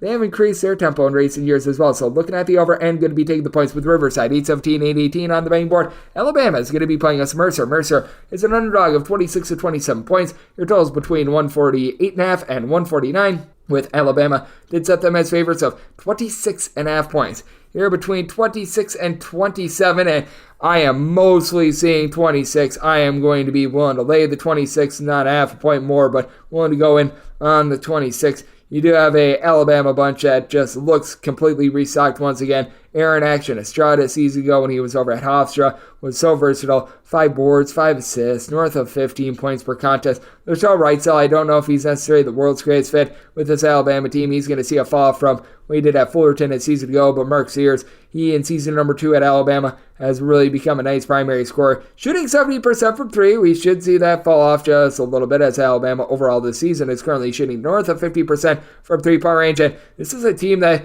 they shoot in volume from 3-point range. They're averaging about 23 threes per contest, so I do think that that's going to be falling down against a Mercer team that they're looking to improve the defense, but it just feels like everything that Greg Gary has tried has not worked. This Mercer bunch has yet to exceed 66 points in a game, and that includes game number 1 being against non-Division I Clark in Atlanta. Shout out to the alma mater of Bomani Jones, but that said, you take a look at this Mercer bunch, and Jalen McCrary is able to do a solid job down low. 14 points, 5.5 rebounds per game. You just really don't have much in the backcourt for this team. They're looking to the Notre Dame transfer and Robbie Carmody to be able to elevate things, but there was a reason why he was never really able to see the floor for them. You've got someone in Alex Holt who comes in from High Point, and he has had a relative low point for this team thus far, as he's only been able to give the team about 4 points per contest. Not a guy that's able to go out there, pop threes. There's a real lack of versatility for this Mercer team, and even though they're looking to play a little bit of better defense, it's just not working out, even with being able to get a little bit of something out of John Quiones, who he is easy to go was a part-time starter for this team. So I did set Alabama as a 26.5 point favorite, willing to lay the 26, and did set my total at 148.5. I do think that Mercer are going to have a tough time doing their part with this total. Alabama, super up-tempo team, but also with Alabama, they are not going to continue to shoot north of 50% from 3. At a 149 or higher, taking a look at the under, and we'll lay up to 26 with Alabama. 8-19, 8-20 on the betting board. It is Texas State playing UT San Antonio. Meet me for the Roadrunners. They find themselves as underdogs of 8 to 8.5 points. Their totals between 149.5 and 150. Maybe I'm just too low on this total, but I set mine at a 134. I'm looking at the under. If you take a look at this Texas State program the last 5 years, they have always been in the bottom 75 in terms of total possessions per game. And with Mason Harrell out of the fold, he was their primary scorer from a season ago, and I just don't know where the scoring is going to be coming from for this team. Meanwhile, for the old Roadrunners, this team loses a lot of their top scorers from a season ago as well, so I think that they're going to have a tough time being able to put the ball in the basket as well, so I do think that you're going to be looking at a bit of a slog out of both of these teams. When it comes to Texas State, you've got Tyrese Davis along with Brandon Love, a pair of guys that have been able to combine for about 12 rebounds per contest. Both of these guys giving you right around 10 points per contest. And then on the flip side for UTSA, you have Dre Fuller, who spent the first 3 years of his career at Central Florida as a little bit of a part-time starter 2 seasons ago at Central Florida. So they have a log about 7 points, 2.5 assists per contest as a 6-6 combo player, but it's never really been north of about a 28% three-point shooter as a whole. UTSA shooting about 39.5% from the floor. Good news for them is that they've been able to do a nice job of cutting down on the turnovers, and now they do have Trey Edmonds along with Carlton Lingard Jr., a pair of guys with size that are able to do a nice job of being able to control things down low. Both of these guys try to shoot threes, and neither guy necessarily has had a lot of success. Meanwhile, for the Texas State bunch, just all sort of disjointed in this when it comes to the backcourt. They are looking to Caden Combs to be really dishing the ball out in the backcourt. He's a true freshman that came in with a little bit of fanfare and promise, and Josh Viguero began his career over at Oklahoma. But right now Texas State is averaging about 65 points per contest, and it's not like they've necessarily played against the monsters of the Midway in terms of defense. Oklahoma's a rough opponent, but Miami of Ohio, Little Rock, it's just one of these situations where I think that Texas State is back to what they always have been, a more defense-oriented, slow, grimy team, and I do think that this number is a little bit out of whack. Set mine at 6, so I'm going to be willing to take 8 with UT San Antonio, even with them losing a lot of players via the transfer portal. I think that San Antonio going to be able to do a solid job down low, so taking a look at the points and going to be diving in on the under. 821, 822 on the betting board. It is Villanova, and they play us to Maryland. Maryland is an underdog of 6 points, and your total, it is anywhere between 134.5 and 135.5.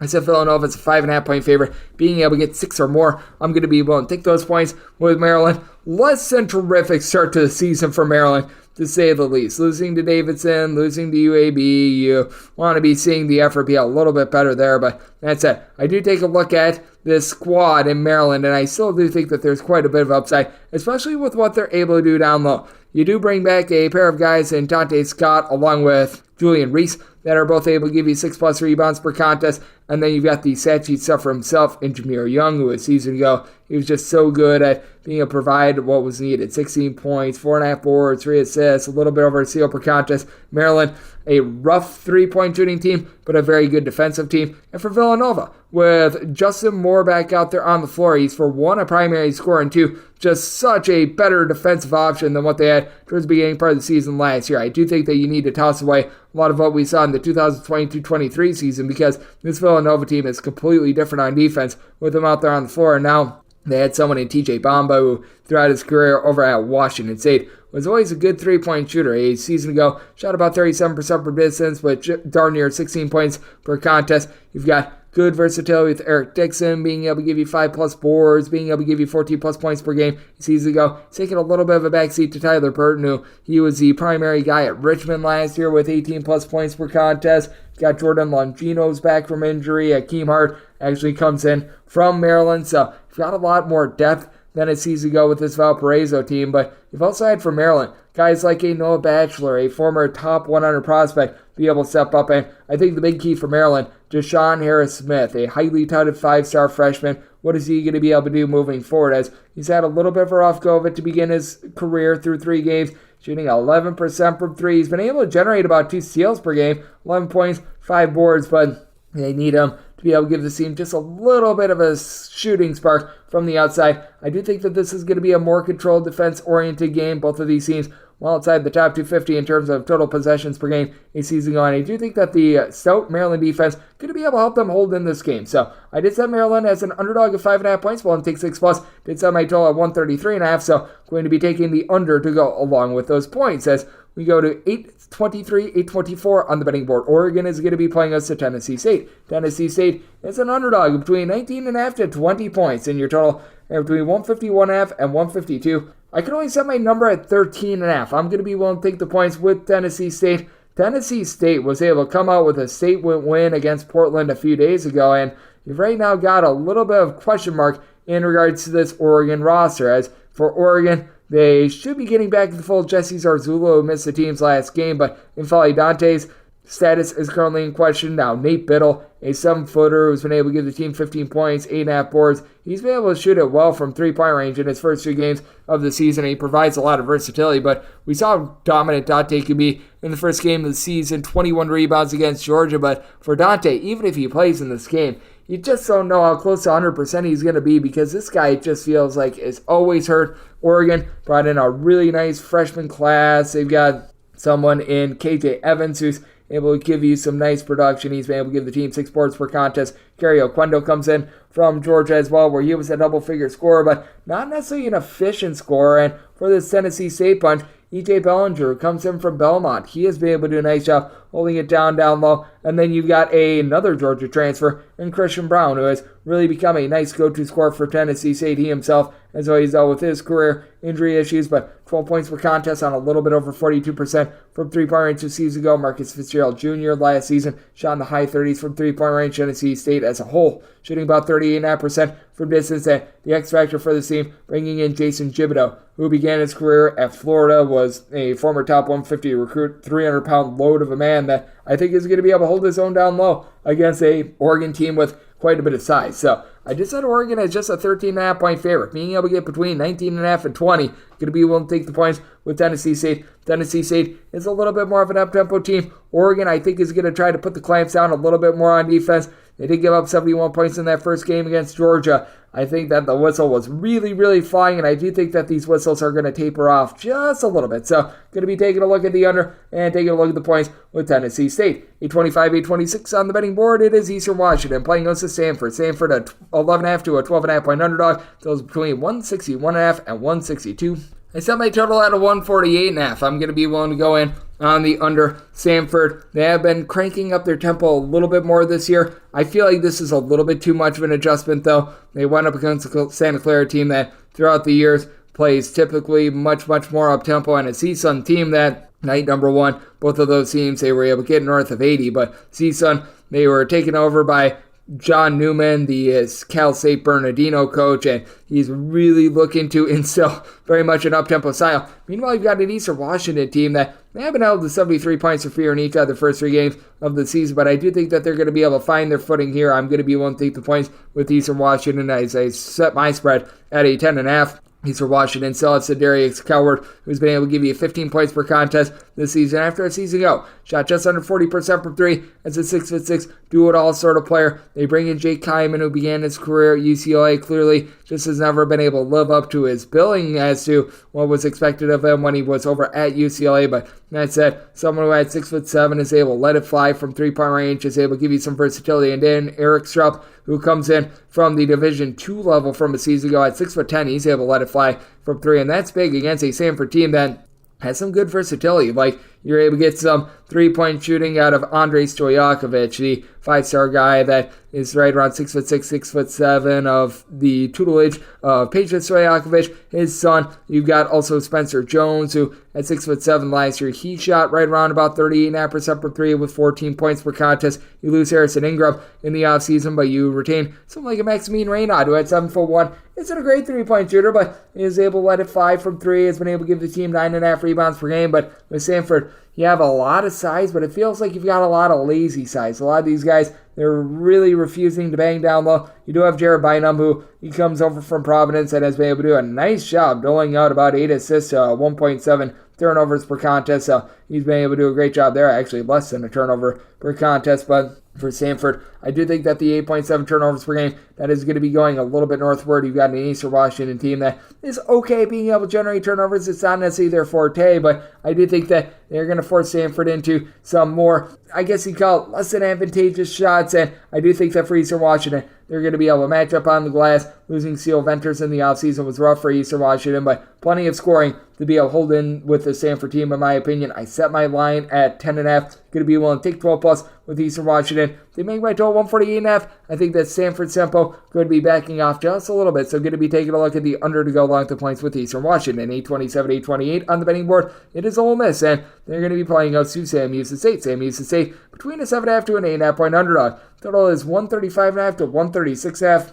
I did set this line at a 135.5 in terms of my total, so going to be looking at the under, but pretty much anything of single digits I'm willing to lay with Ole Miss. I set them as a 9.5 point favorite. When it comes to Sam Houston, they are a very much new-look team as their coach in Jason Newton. He left in the offseason, decided to go to New Mexico State. You lose Qua Grant and so many of those primary scorers from a season ago, and now you're going to be looking at something like a Jaden Ray being able to hold it down at the point guard spot. Lamar Wilkerson has been able to do a solid job as well, but for Ole Miss, even without them having Musa Cisse, without them having Brandon Murray, this team still has a lot of versatile scoring pieces. Like, you've got Jamin Brakefield, a 6'7", little bit of a combo player that's had a tough time getting going this season, but began his career at Duke. He's able to let it fly from three-point range. Alan Flanagan and Jalen Murray. These two guys have been able to average about 32 points per contest, and for Murray, he's been quite a bit of a surprise. Season ago over at St. Peter's was a part-time starter with about 12.5 points per contest. He's really been able to elevate his game, and then you're able to couple that with Matthew Morrell, who season ago was one of the top options for this Ole Miss team, and he has come back and he's been able to give the team double figures, so like what he's able to bring to the table. And then for Sacramento St, a team that was able to go like 9-10 deep a season ago, they just don't have that. Soleimani Diobide, hopefully I said that correctly. He's able to give you a little bit of rebounding. Began his career at TCU, but I do think that for Ole Miss, even with them dealing with the two-time guys that transferred, not being able to get waivers as of right now, I think that they've got just enough to be able to cover this game. I'm willing to lay up to 9 with Ole Miss, and it's up by total 135.5. Sam Houston State, one of the slowest teams in all of college basketball last season in terms of their tempo, and Ole Miss, they're certainly not a team that's looking to push tempo under Chris Beard as well. So seeing the 136 and 136.5, diving in on the under, and willing to lay it with Ole Miss. 829, 830 on the betting board. Colorado State plays us at UMKC. UMKC is an underdog of between 19 to 19.5 points, with your total between 145 and 145.5. I said Colorado State as a 15-point favorite. I'm going to be willing to take 19 plus with UMKC. It's just the old Marvin Menzies style. It's not sexy. It's not flashy. He just really makes games yucky, gross, and unwatchable, and I think that that's going to allow UMKC to be able to hold in there. Colorado State has a very clear backcourt advantage with having Isaiah Stevens back after he was able to log right around 6 assists per contest, 17-plus points, a good three-point shooter. I mean, forget about mid-major ranks, which is one of the best guards in all of college basketball, but he is going up against a UMKC team that they actually do have some nice size down low. Allen, David, and Becca Jr., he's able to do a nice job being able to give you right around 7 rebounds per game. You've got Anderson Kopp back in the fold as well. Anderson Kopp, when he was fully healthy 2 seasons ago, was able to shoot darn near 40% from three-point range while he was over at Lamar, and now comes into UMKC after being injured last season. But I do think that for UMKC, also getting a little bit more out of Jamar Brown in the backcourt is big. A guy that comes in from the non-D1 level who's been able to log about 15 points per contest, like what he's been able to bring to the table. And then you do have on the flip side for Colorado State, a little bit of improved defense with Niquay Clifford being able to give you about 9 rebounds per game. He was a solid player over at Colorado, but I think RT Stapleton and what he's able to provide, began his career at Radford, going to do just enough to be able to keep UMKC at bay. UMKC, I think, is going to make this game just gross in general, but Colorado State, they're a very efficient offense that is currently shooting 39.5% from 3, and I don't think there's going to be too much of a fall-off with it. You've got someone like Patrick Cartier, who at 6'8", 6'9", is really able to let it fly from three-point range. Josiah is strong. Jalen Lake, these are a pair of guys that are able to give you some nice facilitation as well to be able to find these guys that can bomb it from 3, just some open space and some good passes in general. But I do think that for UMKC, they're going to bog this game down with regards to its tempo, and Colorado State, not necessarily a super up-tempo team, so did set my total at 145 here, at 145.5, diving in on the under, but with UMKC with all their size, and the fact that Colorado State really, outside of Clifford, doesn't have a lot of rebounding, I think that that'll keep them at bay. So going to be taking a look at the points with the UMKC, made them a 15-point underdog, and looking at the under as well. 831, 832 on the betting board. Cal Baptist is going to be playing against Portland State. Portland State, a 2.5 to a 3-point underdog, with your total between 140.5 and 142, and with Cal Baptist, set them at 6.5-point favorites. I'm going to be willing to lay the number. Portland State, they came out with a relatively solid night number 1 win against Air Force, but we are finding out that this Air Force team is not necessarily the most terrific in the world. And for this Cal Baptist team, even though they lose the Armstrong brothers and they've been at a little bit of transition, I do feel like they've just found the sort of roster in general that they need to be able to play a little bit more slow and a little bit more controlled. As you've got Hunter Goodrick, who just does a great job as a 6'7" do-it-all player that shot 46% from 3 last season. He's been able to log 12.5 rebounds per game to begin the season, going up against a Portland State team that really doesn't have a lot of size. You don't have many guys on this roster that are really above 6'6". You've had KJ Allen be a nice 6'6", a little bit of a combo player that comes in from Texas Tech, who has been able to do a nice job with about 12 points per contest, but not necessarily a great rebounder. You've got Isaiah Johnson, who's able to give you a little bit over 7 rebounds per game, but again, he's a little bit of a 6'6", do-it-all sort of player as well. In Cal Baptist, that does give them the advantage down low, with Yvonne Odriogo being able to provide quite a bit of size. Couple that with the fact that you've had Brantley Stevenson come in from Cal Poly and has looked a whole heck of a lot more efficient when he was at Cal Poly last year. had about 11 points, and it was a case where a bad shot for him was better than a good shot for other of his teammates because Cal Poly was just not great to say the least. And I think the real X factor here, Flounder Chiqueno, who a few seasons ago over at New Hampshire was a 40% three-point shooter with 12 points per contest, had a rough start to last season, was able to come on strong. He's had a little bit of a slow start to the season this year, but I think that he, along with the non-D1 transfer and Dominique Daniels, being able to provide some scoring, could be big for this Cal Baptist team moving forward. I did set my total at 148.5. You've got a Portland State team that is one of the more up-tempo teams in all of college basketball. Portland State, they have been a little bit better on defense to begin the season. A little bit of that is because they played against Linfield and Air Force. That really bogs things down. Meanwhile, for Cal Baptist, first 2 games of the season, they've been able to do a good job of being able to crank up their offense. So I do think that this is going to be more of an up-tempo game. I do think that with this probably being, in my opinion, about a 6 to 7 point game, you do get that late game fouling, so going to be taking a look at the over to go along with Cal Baptist, willing to lay up to 6 with them. 8:33, 8:34 on the betting board. It is UNLV, and they're on the road facing up against Pepperdine. Pepperdine is a home underdog of between 1 and 1.5 points. Totals between 148.5 and 150. Recognize that UNLV had a really bad loss to open up the season against Southern, but I'm willing to trust in UNLV as well. I set them as a 3-point favorite. Going to be willing to lay the minuscule number with UNLV. You still have a good versatility with this team, and I do think that having Luis Rodriguez back in the fold is big. A double-figure scorer from the season ago at 6'6". He's able to give you 5+ boards. He's able to dole out the ball. I absolutely love what he's able to bring to the table, and then you have a couple that with a UNLV bunch that does have a little bit of increased three-point shooting as well. UNLV last season, their hallmark was really being able to rip the ball away. It was very successful towards the beginning part of the season, towards the back half of the campaign. It did taper off quite a bit, but being able to get good versatility out of Jalen Hill, he comes in from Oklahoma. He's been able to shoot 50% from 3 thus far. It's been more of a career about 30% three-point shooter, so I think that that's going to fall off, but getting 12.5 points, 9.5 boards is big, and just bringing in a starter from the power conference level in general for UNLV is big. Meanwhile, for Pepperdine, like what I've seen out of the backcourt and Houston Mallett along with Michael Ajay,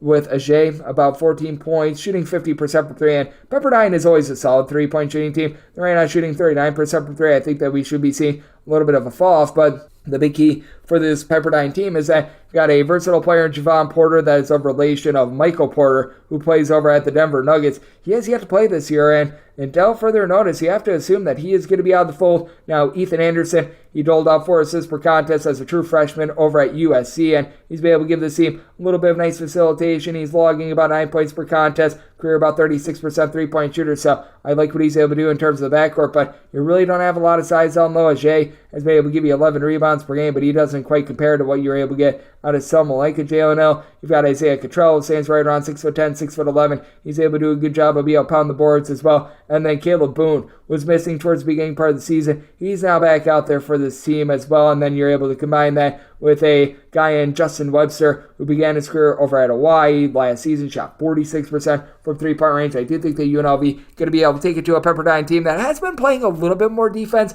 recently, but with Pepperdine, this is still an up-tempo team. This is still a team that's going to let it fly from 3. UNLV has seen a big fall-off in terms of the way that they are able to rip the ball away as well, and for Pepperdine, they have been able to get to at least 76 points in each of their first 4 games of the season. So I do think that this is going to be an up and down game, and I do think that there's going to be plenty of shot making. So I did set my total at 153. I'm going to be taking a look at the over of the UNLV. Want to lay up to 2.5 with them.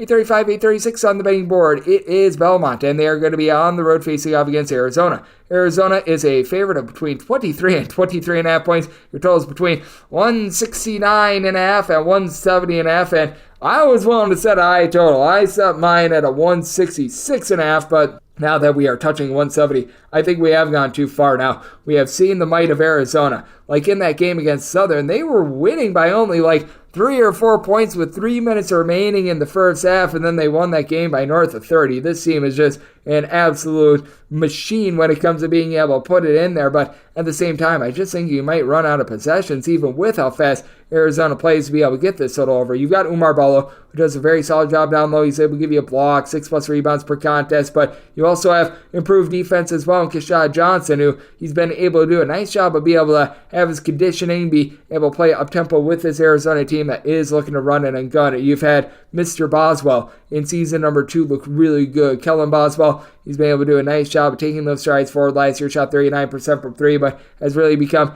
a nice main facilitator for this team, playing in tandem with Caleb Love. These two guys have been very dynamic in the way that they're able to score, and I do think that Arizona sees a little bit of fall off from their 41% three-point shooting, but this is a Belmont team that they themselves shot it very well from three-point range a season ago. They're only shooting about 30% this season. Do think that that's going to be going northward, but also with this Belmont team, what is always a constant for them, year in and year out, they're one of the best teams at being able to make their two-point shots. They are going to have a tough time with Umar Ballo down low, but you've got to love the 6'7" do-it-all player in Cade Tyson, who, as a freshman last season, he was able to shoot north of 40% from three, 13.5 points, 4.5 boards of relation to Hunter Tyson, who was over at Clemson a season ago. You also bring in the Vanderbilt transfer and Malik Dia. He stands right around 6'9". Not necessarily the most versatile player in terms of being able to grab boards, but he is capable of being a relatively solid three-point shooter. And then in the backcourt, Keyshawn Davidson, Jacoby Gillespie, these two guys combined for about 9 assists per contest a season ago. Davidson has been having a little bit of a rough go of it to begin the season this year, but I do think that against an Arizona team that is going to be willing to give up their buckets, I do think that Belmont is going to be able to get into a little bit more rhythm. Certainly I do think that Arizona, in the end, going to be able to get it done, and I do think that Arizona wins comfortably, but I do think that this number has gotten a little bit out of whack with what we've seen most recently from Arizona. I did set Arizona as a 22.5 point favorite, so being able to get 23 plus, going to be willing to take those points. And now that we've gotten to a total north of 170, we've gotten to a point of no return. Set my total at 166.5, so diving under, and I'm going to be willing to take the points with Belmont. Now we go to a lot of these multi-team events. 8:37, 8:38 on the betting board. It is LSU and North Texas playing in Charleston. Right now, seeing an opener of DraftKings of LSU being a 2-point favorite, total of 130.5. I disagree with this opener. I set North Texas as a favorite of 2.5 points. I'm going to be willing to take them outright on the money line. LSU just completely yacked that game away against Dayton, and for LSU, it just feels like it's a little bit of a rudderless ship. They were supposed to have Jalen Cook be a main point guard for the team. He is currently ineligible because he is a 2-time transfer, so that has not been too terrific for this team. Meanwhile, you've had Derek Fountain be able to hit a couple nice buckets for the team, but he's never necessarily been a primary scorer as well, so I do have my question marks on that front. Meanwhile, you've got a North Texas team that they are back to their old ways, and their ways are playing super slow, super grimy, sticking you in the mud, and making things no fun whatsoever, as even though you're without Tyler Perry, even though you're without Grant McCaslin, you still have a pair of guys that were just so big for the team a season ago, and Aaron Scott along with Reuben Jones doing a nice job of firing all cylinders. Reuben Jones is shooting north of 40% from three-point range, giving the team a double-figure amount of points, and Aaron Scott has really become this year's, I guess you'd call it, Tyler Perry, only with a little bit more size.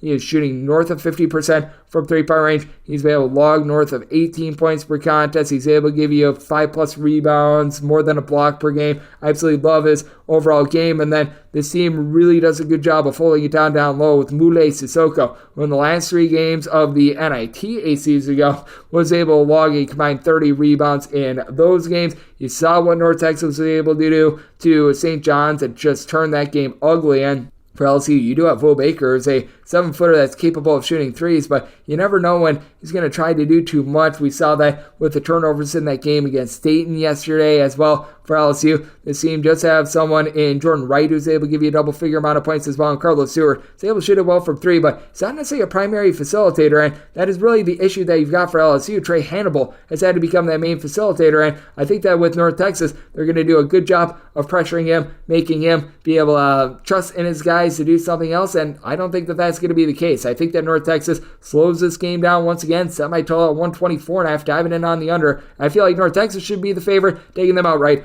on the money line. 839, 840 on the betting board. It is St. John's, and they're going to be playing against Dayton. This is also from Charleston. With Dayton, you're finding them as a pick'em, and your total is 140.5. I said St. John's as a 3.5 point favorite. I'm going to be willing to take the Johnnies when it comes to Dayton. They do have Deron Holmes down low. A season ago was able to give you 16 points, 8 boards, but I just don't think that he compares to Joel Soriano, a double-double machine. Now, the one caution that you do have with the St. John's team is that they are a bunch that they bring in just an entirely new roster. I love Rick Pitino as a coach, but I mean, even the best of coaches, they always have their struggles when they try to get everyone on the same page. You're seeing it with Jordan Dingle trying to be a little bit more of a guy that is a bit more passive, because last year he was a number 2 scorer in all of college basketball, and now he's only averaging right around 12 points per contest. I think that there was like one game last year where he scored fewer than 12 points. So, I mean, it's absolutely ridiculous what he's trying to do in terms of transition. Dennis Jenkins has been a good point guard for the team, but for Dayton, what I think is a big kicker here is that they're without their main point guard. Malachi Smith went out night number 1. He is done for the season, and that puts his team in a little bit of flux, especially with losing some of those ancillary pieces,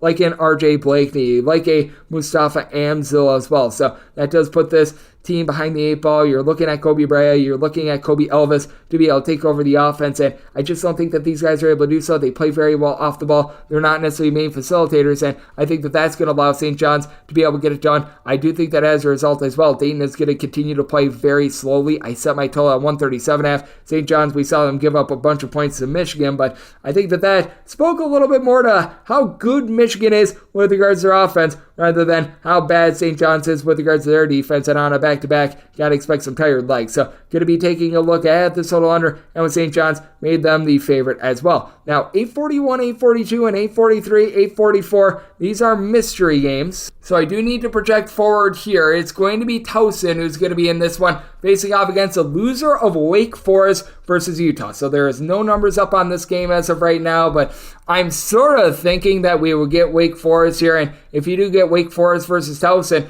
this is a number where I'm probably setting it with Wake Forest being a very slight favorite. Either way, Wake Forest or Utah, they're going to be the favorite in this one. I do think that out of this 8-team event, you do have a bunch of Towson that they are the worst team in this event because they are in so much transition. You had Cam Olden a season ago, who was able to give you a triple-double. You do return a guy in Charles Thompson, who I do like from a season ago as well. But that said, there's a lot of transition with Towson. They're really relying upon a lot of freshmen as well to be able to elevate the team. Meanwhile, if you do for some reason get Utah, that would be a little bit of a shocking upset, in my opinion. I do think that Utah deserves to be a relatively sizable favorite. Utah I'd be probably setting as about a 12, maybe 11.5 point favorite, depending upon how they look against Wake Forest. With Wake Forest, I'd be setting them more in that neighborhood, about 7, maybe 6.5, because Wake Forest has been suspect with their defense. With Wake Forest as well, they are dealing with that injury to Damari Monsanto as well, so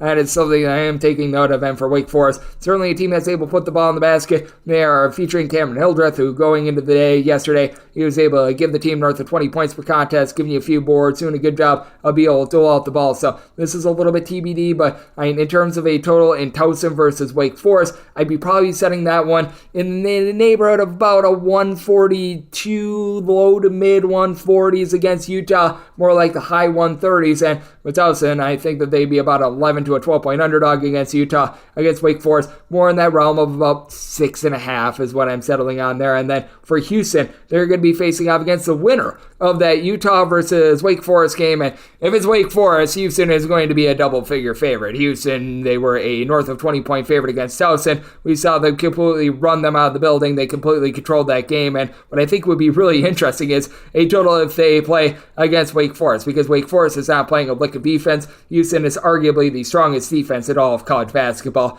As of right now, if Houston does face off against Wake Forest, I'd probably be willing to set them as about a 14, maybe even a 15-point favorite, depending upon how they look. Meanwhile, in a Utah versus Houston game, which is personally what I think we're going to be getting, I'd be setting this line probably more with Houston being in the neighborhood of a 7-point favorite, give or take a little bit. Might be willing to go up to an 8 if things go exceedingly well there, but Utah, I actually do think, would match up halfway decently with them, because you do have the Carlson brothers, headlined by Brandon Carlson, who's able to be 7 feet tall. He's able to pop some threes. That should be causing some issues for a Houston team that they are in a little bit of transition, as they do bring in new pieces in that backcourt. I do love the pieces that they did bring in, as LJ Cryer is a really good knockdown 3-point shooter. You've been able to get some good production out of Damian Dunn as well, to be a pair along with Jamal Shedd, who's been taking a backseat in terms of his scoring, but doing a good job rolling out the ball, being able to give you some steals. He has been absolutely incredible. And for Houston, you've got a lot of depth when it comes to this team. Emmanuel Sharp is someone that's been able to step up as well. So it is a spot where with Houston versus Utah, that's a total that I'd probably be setting in the high 120s, probably about a 128, with this Houston team being about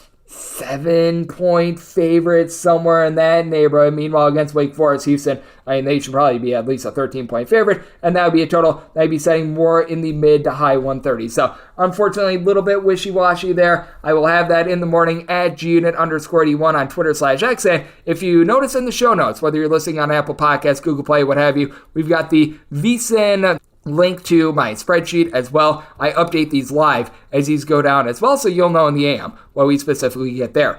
Now we go to 8:45, 8:46 on the betting board, St. Louis versus Vermont. This is from the Myrtle Beach Invitational out there in Conway, South Carolina with St. Louis. They are a 1-point favorite, and this total is 144. And I did set St. Louis as a 1.5-point favorite. I'm not willing to go much more than the 1, but I do feel like St. Louis should be a very slight favorite with this Vermont team. They have a lot of transition from a season ago. Now, with Vermont, they looked relatively impressive against Charleston, but how much of that was really Vermont and how much of that was Charleston going 3 of 25 from three-point range? I think that that's something that we do need to parse out. John Becker is an absolutely amazing coach with Vermont, and he brings back Matt Ferrato, who a season ago at 6'8" was able to average double figures in conference play. So I always like what he's able to bring to the table, but that said, they're going to be going up against the St. Louis team that they've got Terrence Hargrove, who does a very good job down low. He's a 6'5", do-it-all sort of player that's been able to log right around 6 boards, a block, a steal, right around about 14 or so points per game. And then Gibson Jimerson, all throughout his career at St. Louis, has shot above 39% from three-point range. This is a Vermont team that they are always looking to be very efficient in their backcourt as well. They've done a good job of not turning the ball over as DJ Lang and Shamir Bogues are now taking it over. And with Bogues, he comes in from Tarleton State, a little bit of a rough and tumble guy that is giving Vermont a little bit more of an element of being able to generate turnovers than they've had in past season as well. That's always been a hallmark of Tarleton State. Meanwhile, for the St. Louis team, they have been able to do a relatively solid job of being able to take care of the ball because even though Mike Meadows has not scored a ton, he comes in from Portland where he's a pretty sure-handed guy that was always able to give this team right around 2.5, 3 assists per contest, about a 10-point per game score. He's seen that fall off a little bit here at St. Louis, but at St. Louis as well, you do have someone in Larry Hughes II, yes, of relation to that Larry Hughes, who he's starting to take over. He's starting to give the team a little bit more scoring as well at 6'4". He's able to grab a few boards, and I do think that with St. Louis and their overall size, along with Sincere Parker being able to take over games, they should be able to control this one. Vermont, one of the slower teams in all of college basketball, and St. Louis, you can tell that they've been a little bit more crisp with their defense to begin the season as well, so this is a spot where I did set my total at 139.5 here at 144, diving in on the under. St. Louis wanted to lay up to 1 with them, 847, 848 on the betting board. Wyoming, they're going to be playing us to College of Charleston out there in Conway, South Carolina. Wyoming is an underdog of 5 points with a total of 151. I set Charleston as a 6-point favorite. Maybe I'm just being stubborn with this Charleston team, but I don't think they're going to go 3 of 25 from three-point range once again. You've got a guy in Rain Smith who a season ago was a nice double-figure scorer, and you've got Ante Brazovic. He's someone that is 6'10", is able to pop threes, so doesn't necessarily pop them very well, but I just don't know who on Wyoming is going to match up very well with him. And this is a College of Charleston team that just throughout the tenure of Pat Kelsey, they do a nice job of being able to generate some turnovers, and that really cost Wyoming in their game a night ago, because for this Wyoming bunch, they had just turnover after turnover. They had north of 18 turnovers in that game. You have Sam Griffin, who comes over from Tulsa, who's become a very good primary scorer, but I just still can't get past the fact that Akul Khat, who is not a primary ball handler, with about 10 minutes remaining in the second half, he had 8 turnovers. That is just unacceptable. This is a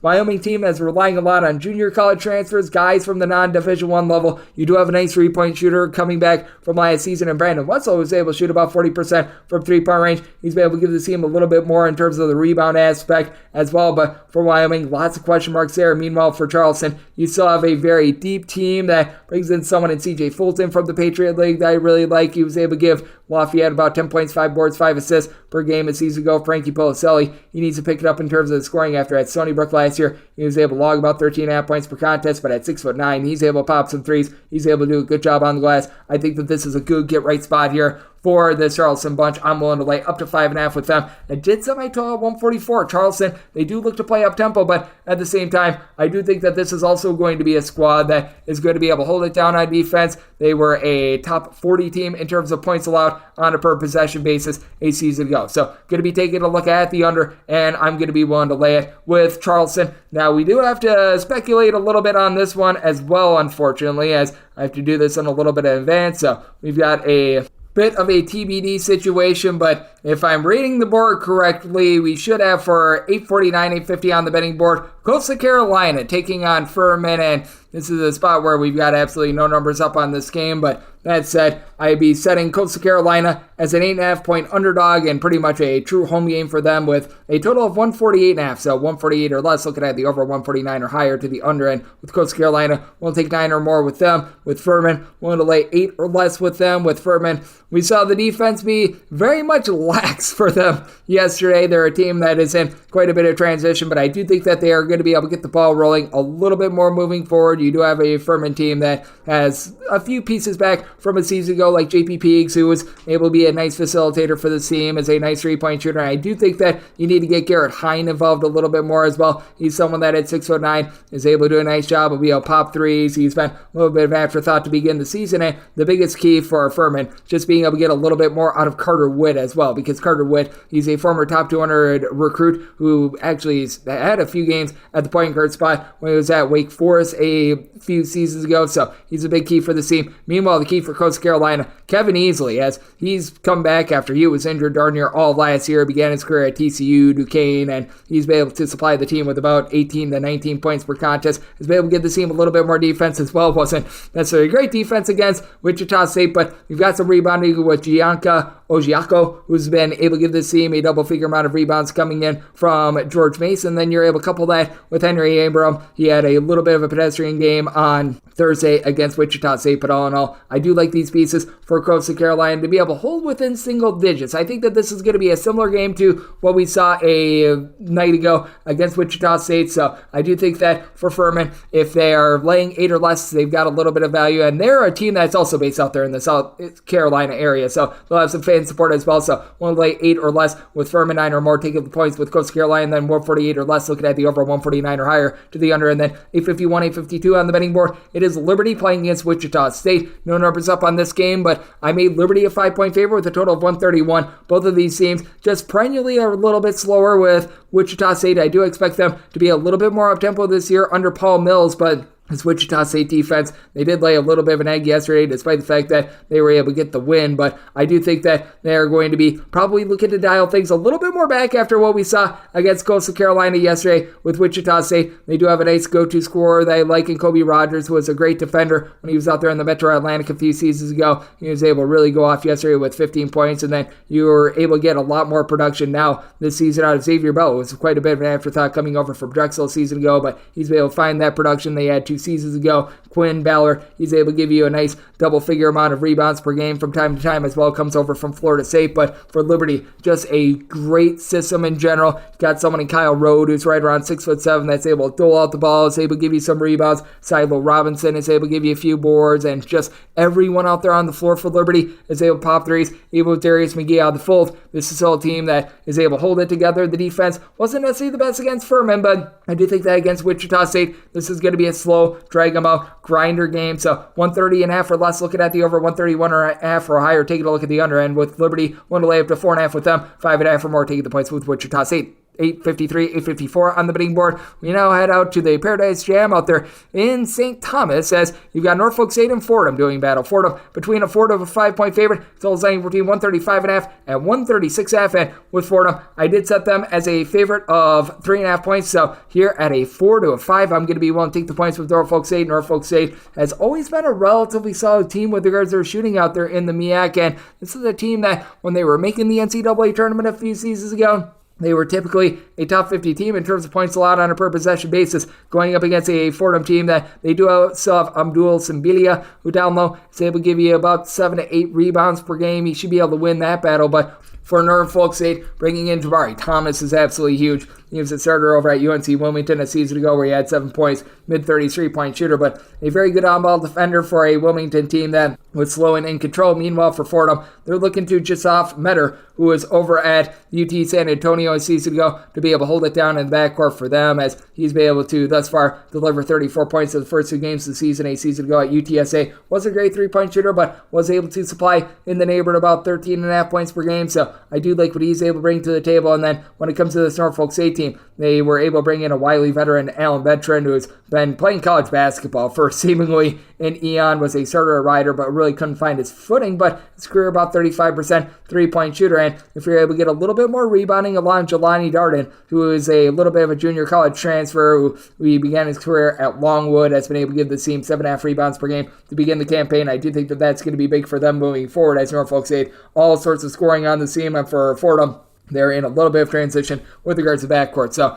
willing to take the north of 4 that we are currently getting with Norfolk State, and did somebody total at 141.5. Norfolk State is a team that typically plays mid-tempo, and with Fordham, they've been cranking up their tempo a little bit more as well. So, taking a look at the over, and going to be willing to take the points with Norfolk State. 855, 856 on the betting board. San Jose State is going to be playing against Abilene Christian. Abilene Christian is a 2.5 point underdog, and your total between 133.5 and 135. This is also out there in the Virgin Islands, and for San Jose State, I did set them as an underdog of 2 points. I think that this Abilene Christian just style in general is very hard to prepare for, so going to be willing to take Abilene Christian outright on the money line. We saw them shock Oklahoma State in the first game of the season, and for this Abilene Christian team, you've got so many guys that just work in harmony with one another. You've got pretty much a 8 to 9 man rotation of guys that they all do their part. Like Cameron Steele is going to be willing to give you about 5 rebounds per contest. Ali Abdul-Diba, who comes over from Chicago State, he's become a nice primary scorer for the team with about 12.5 points per contest. You've got Arion Simmons, who's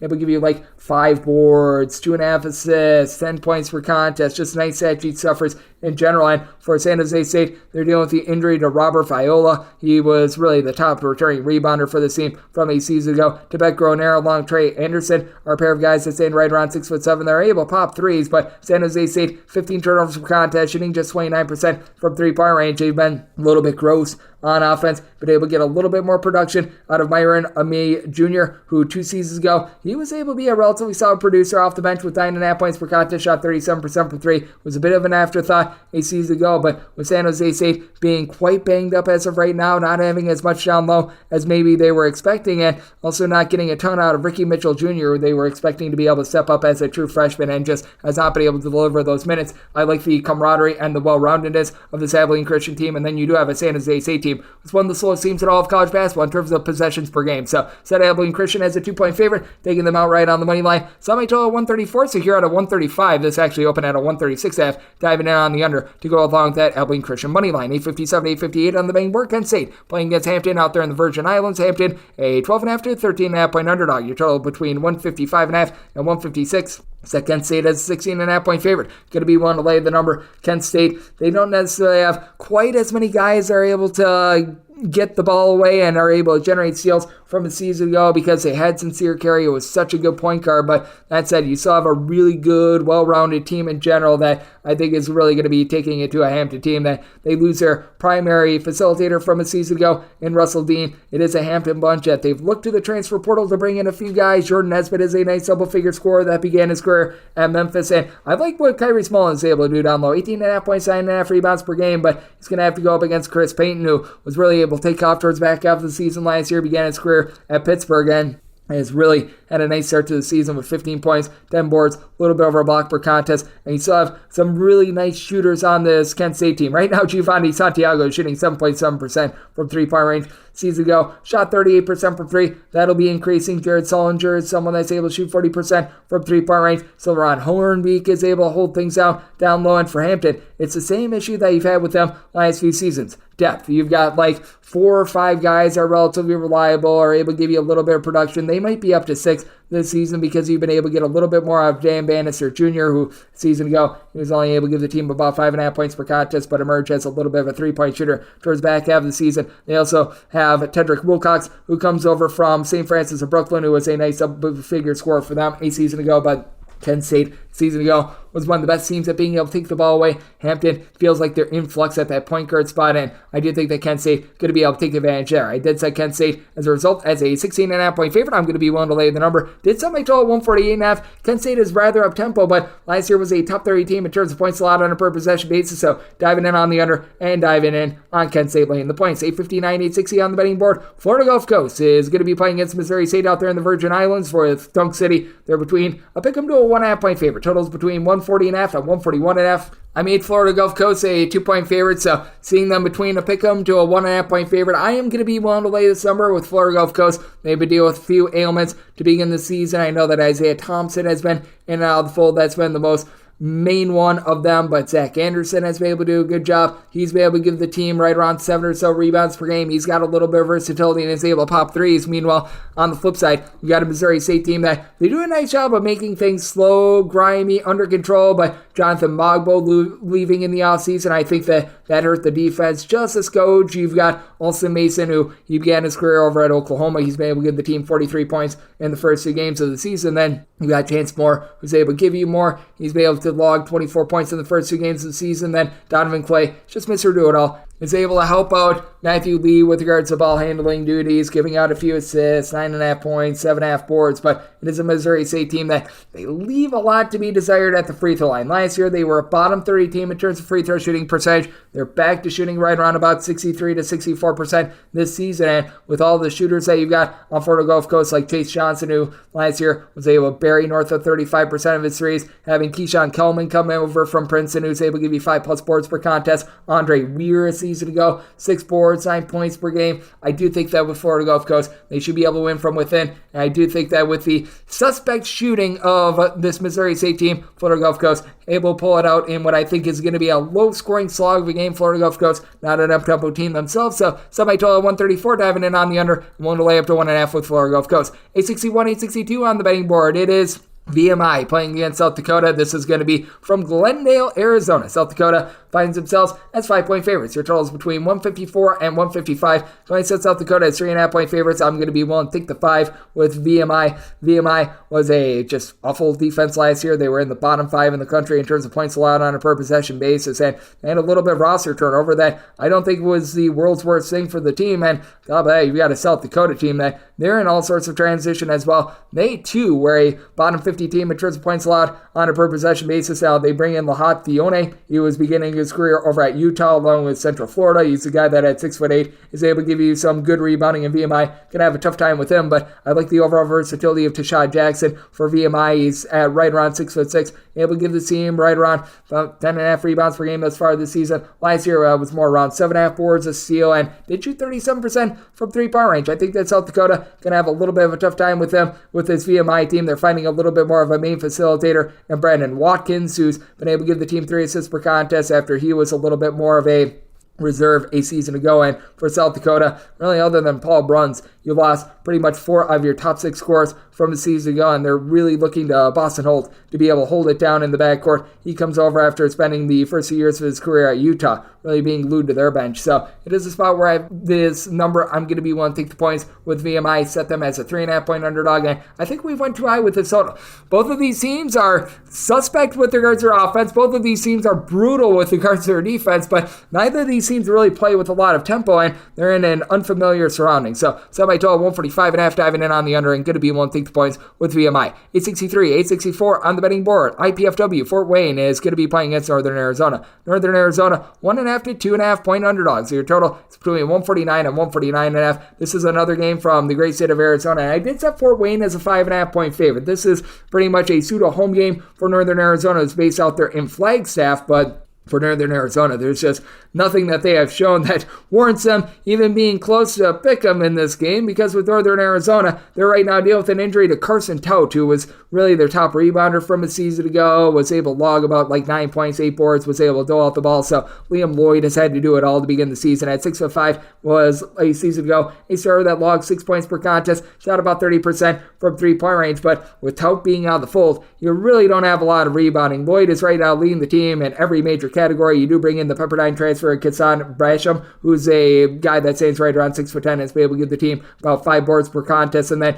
in the big run that they had in the Big Sky tournament, Oakland Fort was their main scorer. It's not been able to duplicate that production, only averaging about 5 to 6 points per contest. And for Fort Wayne, while they do lose a lot from a season ago, how about what Rasheed Bello is doing? He comes in from UW Parkside, was one of the best Division II transfers in all of college basketball. He's lighting it up with north of 20 points per contest. Big reason why Fort Wayne was able able to get that opening night win over DePaul. Quentin Morton-Robinson has always been a nice knockdown shooter. Right now, Fort Wayne, they should see regression with this, but 6.7 turnovers per game, shooting 42.5% from three-point range. They're really lighting it up on the offensive side of things. Anthony Roberts, he's been able to shoot about 37.5% from three in his career as well. Don't necessarily have a ton down low for this team. You would like to see someone like a Maximus Nelson be able to step up, give you a few more rebounds after he was playing at Valparaiso, but this Fort Wayne team really lighting it up from three-point range in northern Arizona. Not having Carson Tout in the fold to begin the season, that's a big issue. So I set Fort Wayne as a 5.5 point favorite. I am going to be willing to take them, and did set my total 147.5. Don't know if Northern Arizona is going to do their part with regards to getting this total over. So looking at the under and looking at Fort Wayne. Now we have my DK Network right to pick 865, 866 on the betting board. San Francisco is going to be playing against Grand Canyon. Grand Canyon open up as a 1.5 point favorite. Now they're between 3 and 3.5 point favorites. Totals between 142.5 and 144.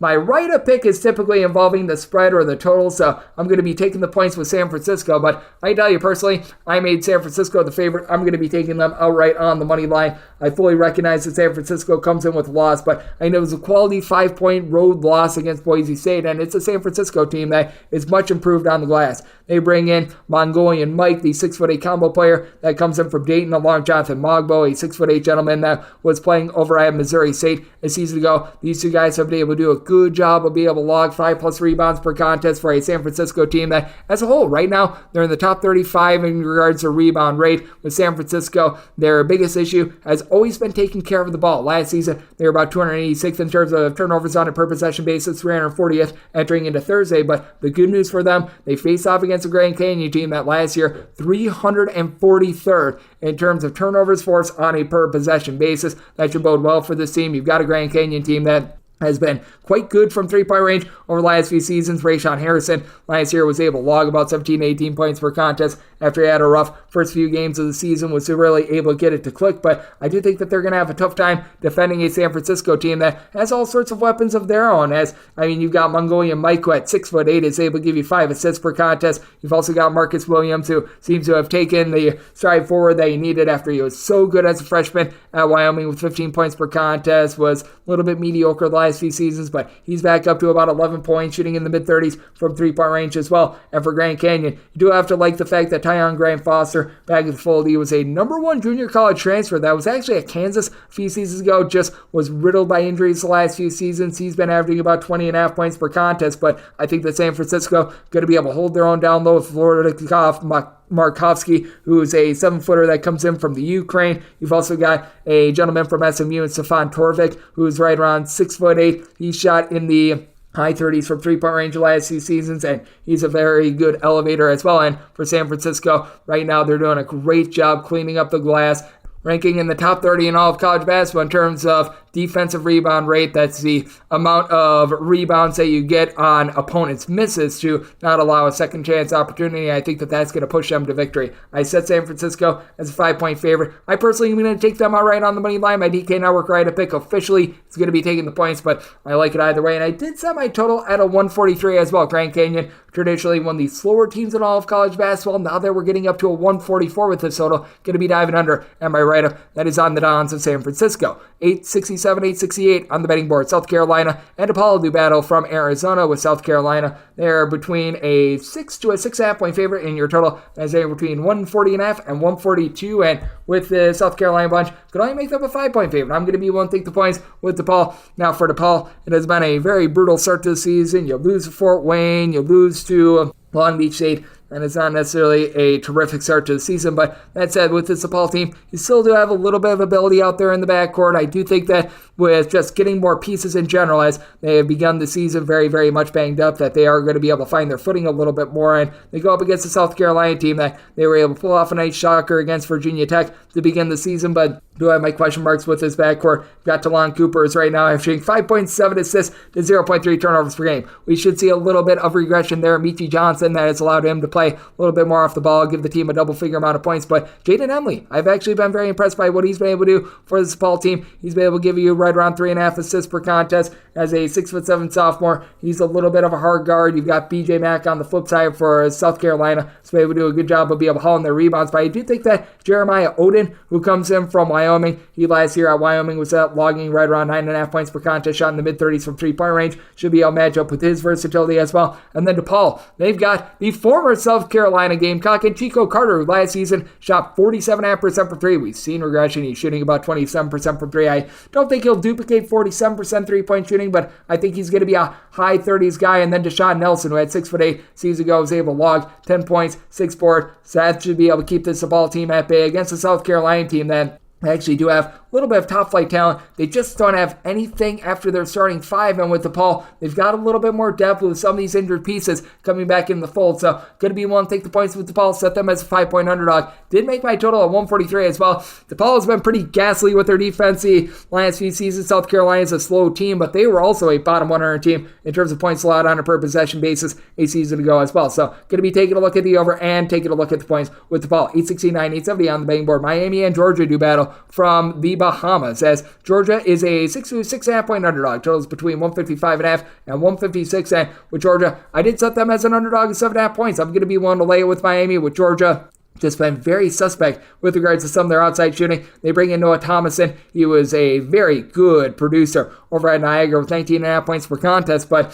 the Metro Atlantic, much different than that of the SEC. You've got Jabari Abdul-Rahim, who's been able to give you 16 points per contest, but Wooga Poplar has been one of the most underrated players in college basketball thus far this season. Shooting 70% from three with 20.5 points per contest as a 6'5" do-it-all wing. Now, I do think that there's going to be a bit of a fall-off there, and Russell Chaywa, a 7-footer that Georgia has that Miami's going to have to go up against, but no Chad Omier, even though he stands only right around 6'6", 6'7", he logs a double-double. He does a great job on the glass. Got Nigel Pack, who had a slow first game or two of the season, but he's taken on a little bit more of a facilitation role to be able to take the load off of Bentley Joseph. And legitimately, with these two guys along with Matthew Cleveland, they're all doling out at least 3.7 assists per contest. This is a really good passing team in general with Miami, which is why they're just finding so many good wide open buckets. And I do think that that's going to be able to push them to victory. Now, the Bumar Convention Center, not necessarily the world's greatest shooter side. We have seen this total go up, and I recognize that Georgia has been involved in a lot of games involving tons of fouls. We saw that night number one against Oregon, but I do think that this total has went a little bit too far in Miami. They look much better on defense this season as well, as they gave up 72 to Central Florida. They held down NJIT. I do think that this is going to be a little bit of a slog for both of these teams, shooting in an unfamiliar environment, which is why I did set my total at 147 after diving in on the under, but with Miami, did set them as a 7.5 point favorite. So going to be one to lay with Miami, and I'm going to be taking a look at this total under as well. 871, 872 on the betting board.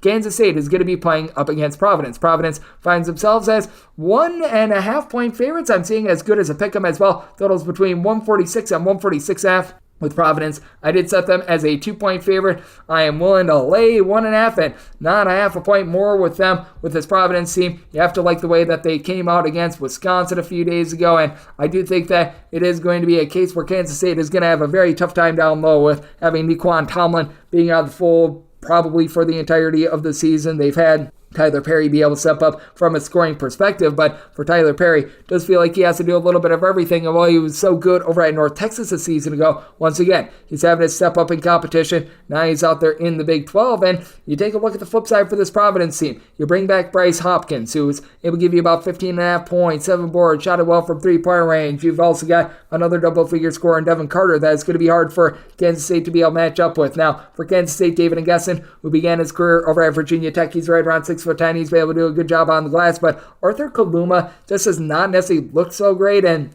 I thought he was a very overrated transfer to start with, if I'm calling it what it is. Never a great shooter, okay rebounder. I guess he creates a little bit, so I've got my question marks there. Meanwhile, you've got a Providence team that I think they match up very well on that front. You've had Jaden Pierre be able to step up, be able to hit some threes, and then Devontae Gaines. He's just a classic glue guy who followed over King English from George Mason. He last season was able to give George Mason right around 7.5 points, 6 boards, just under a steal per contest, shoots in the mid-30s from three-point range, and you just don't have as much of that for K-State with Quez Glover being out of the fold. So I did did set Providence as a 2-point favorite. Going to be willing to lay up to 1.5 with them. I did set my total at 146. Both of these teams, I think, are going to be playing at a brisk tempo, but once again, I think this total is just a touch too high at a 146.5 because I do think that the shooter's high going to be a little bit off. So, going to be taking a look at the under on 146.5. I'm willing to lay up to 2 with Providence, 873, 874. This is from the Barclays Center. This is yet to be determined, but it looks like it is going to be Oklahoma State going up against Notre Dame. We currently have no numbers up on this game, but with that said, assuming that we do get old Notre Dame going up against Oklahoma State, I set Oklahoma State as a 11.5 point favorite, and this is a total to where I set it at a 135.5. So at a 135 or less, I'm going to be willing to take a look at the over, and at a 136 or higher, going to be willing to take a look at the under for Notre Dame. Just very much a makeshift new look team in general, in which they don't have bad pieces, they just have raw pieces, like Marcus Burton, for example. He's a freshman that, he's been able to do a nice job being able to light it up with just under 22 points per contest. He's able to give out a little bit of facilitation. You've also have Julian Roper, who comes in from Northwestern, a nice developmental piece that fits this Michael Shrewsbury style, but you don't have a lot of depth in general. You don't have a lot of guys who are able to light it up from 3-point range. And for Oklahoma State, this is a team that is pretty stout defensively. On offense, they leave a little bit of something to be desired as well. I do like what you're able to get in the backcourt from Bryce Thompson. He's been able to shoot north of 35% from 3 the last 2 seasons. Had a little bit of a rough shooting night yesterday, but with this Oklahoma State team, I do think that they're going to be able to get quite a bit moving forward out of Mike Marsh down low. Has been able to give you about 6.5 rebounds per game. Javon Small is a double-figure scorer from Eastern Carolina, who has come over, and he's been able to be a relatively good producer. Once again,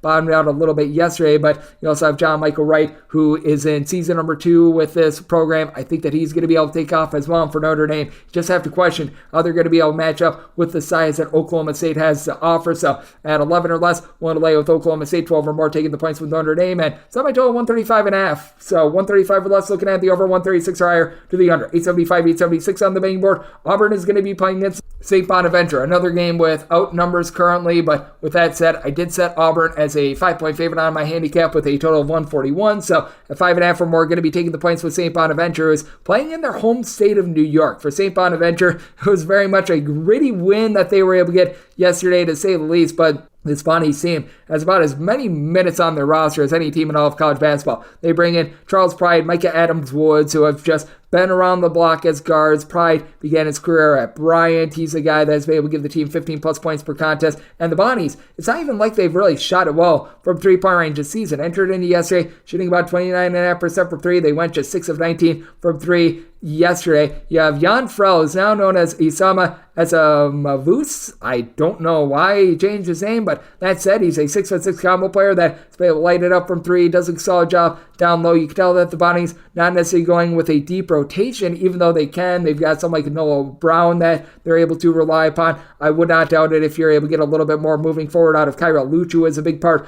of the backcourt a season ago, but for Auburn, they certainly do have the more talented pieces. You've got someone in Aiden Holloway who's able to give you double figures, good shooter, is able to dole out the ball. So I think that there's a lot of production there. And then there's just nobody on this Bonnie's team that compares to Gianni Broom down low. He was able to give the team 14 points, 8.5 boards, multiple blocks per contest as well. But it does feel like Auburn, their shot selection is a little bit questionable. They're a much better shooting team than they were a season ago when they were in the bottom 50 in terms of overall 3-point shooting percentage. But I do think that this is going to be a slowed down defensive game, and I think that the Bonnies get a little bit more of their style. I don't think that they have the talent to be able to pull this game out, but at north of 5, willing to take the points with the Bonnies. 4.5 or less, willing to lay with Auburn, and then 140.5 or less, looking at the over. 141.5, going to be taking a look at the under or higher. 877, 878 on the betting board. San Diego State is going to be playing in St. Mary's. This is from T-Mobile Arena out here in lovely Las Vegas. It's a pick'em game pretty much across the board, and your total between 131.5 and 132. I did set St. Mary's as a 2.5 point favorite. Less than terrific loss against Weber State a few days ago, but this is St. Mary's team that just had a rough shooting night in that one, and I do think that they're going to rebound against the San Diego State team that you can tell that they're in a little bit of transition after losing their top scorer from that title team from a season ago, Matt Bradley, and the defense I don't think it's quite the same as well. Nathan Menza, under the radar, was one of the better defensive players in all of college basketball. You also lose Kashad Johnson, so you've had to have Jaden Ladie be able to step up, who's a very good offensive player, but still is a little bit more raw defensively, with Ladie's averaging 25 points, 9.5 boards, and Lamont Brock Butler, who hit that big shot to send San Diego State to the title. He's been able to pick up right where he left off, but has become a little bit more of a facilitator. Was averaging right around 3 assists per contest a season ago. That's up to right around 4.5 assists per contest, and they're integrating Reese Dixon Waters from USC, but I think the big key for this team, getting a little bit more of Darian Trammell, who was so good in that NCAA tournament run, has put up just 11 points in his first 2 games of the season. Flip side for St. Mary's, you got Adam Mahaney, who might be the best scoring guard in this game. He's someone that's able to average right around 16 to 17 points per contest. It is a St. Mary's team that through the first 3 games of the season is shooting just 27.5% from 3. That'll be going up, but even when they have a cold shooting night, they always keep themselves in the game because this is year in and year out a top 20 team in terms of points allowed on a per possession basis. Mitchell Saxon is able to give you 7 rebounds per game. Mason Forbes, who comes over from Harvard, he's now a bigger part of this team. And then you got a glue guy like an Alex Dusas, who last season was able to give the team 12.5 points, 4.5 boards, shot over 40% from 3-point range. You just have so much depth. You've got so many ways to win for St. Mary's, and I think that they're just a little bit ahead of the San Diego State team as of right now. So I did set my total 128.5. I think that this is going to be a low possession slog, so diving in on the under, and we'll take San Diego State on this pick'em line, and then this will be the last game on the normal Las Vegas betting board before we take a break and hit the extra games. 879, 880 on the betting board. Washington, they are going to be playing against Xavier. This is also from Las Vegas. Washington, a 2.5 to a 3.5 point underdog. Your total is hanging between 153.5 and 155, and I did set Xavier as a favorite of 4.5 points. I am going to be willing to lay the number with Xavier. It's very much a new look team, but they bring in a lot of pieces I do like. Someone like an Abdul Usman. He was over at North Texas a season ago. Over at North Texas, he was able to log right around 7 rebounds per game, was really good in the post. And then on the flip side, you got a Washington team that you bring back Fran and Kepadog, and having him back is very nice, but you do have a Washington team that in general, it just feels like they've got bad shot selection, and I attribute that to, for lack of a better term, bad coaching. And I mean, that's what they have really been the victims of. You've got Keon Brooks, who's able to give you a double-figure amount of points, but is not necessarily a great three-point shooter. Xavier Wheeler, he's able to make the extraordinary play, but he doesn't necessarily make the ordinary play. It's a reason why he just pretty much got exiled over at Kentucky. He's able to give you quite a few assists, but he does turn the ball over quite a bit as well. It is a Washington team that has lost a few pieces via the transfer portal in recent years as well. And for Xavier, with someone like Davion McKnight who's able to do a little bit of everything, with having so many guys that are very well-rounded, Quincy Oliveri coming over from Conference USA, being a nice scorer for this team, I do think that Xavier is going to be able to get it done. A little bit of concern that this is a body clock game. This is going to be a game that starts right around about midnight Eastern time, so that does hurt the Xavier team, and that has been accounted for. But that said, I did set Xavier as a 4.5 point favorite, and Xavier, they appear to be playing a little bit more slowly this year than in past years, and for Washington, do question the way that they're going to be able to put the ball in the basket as well. So set my total at 148.5, diving in on the under end, one to lay up to 4 with Xavier, and now we are going to take a break and hit the extra games on the flip side right here on Discuss Seats with myself, David Peterson, now a part of the Davidson Family Podcast.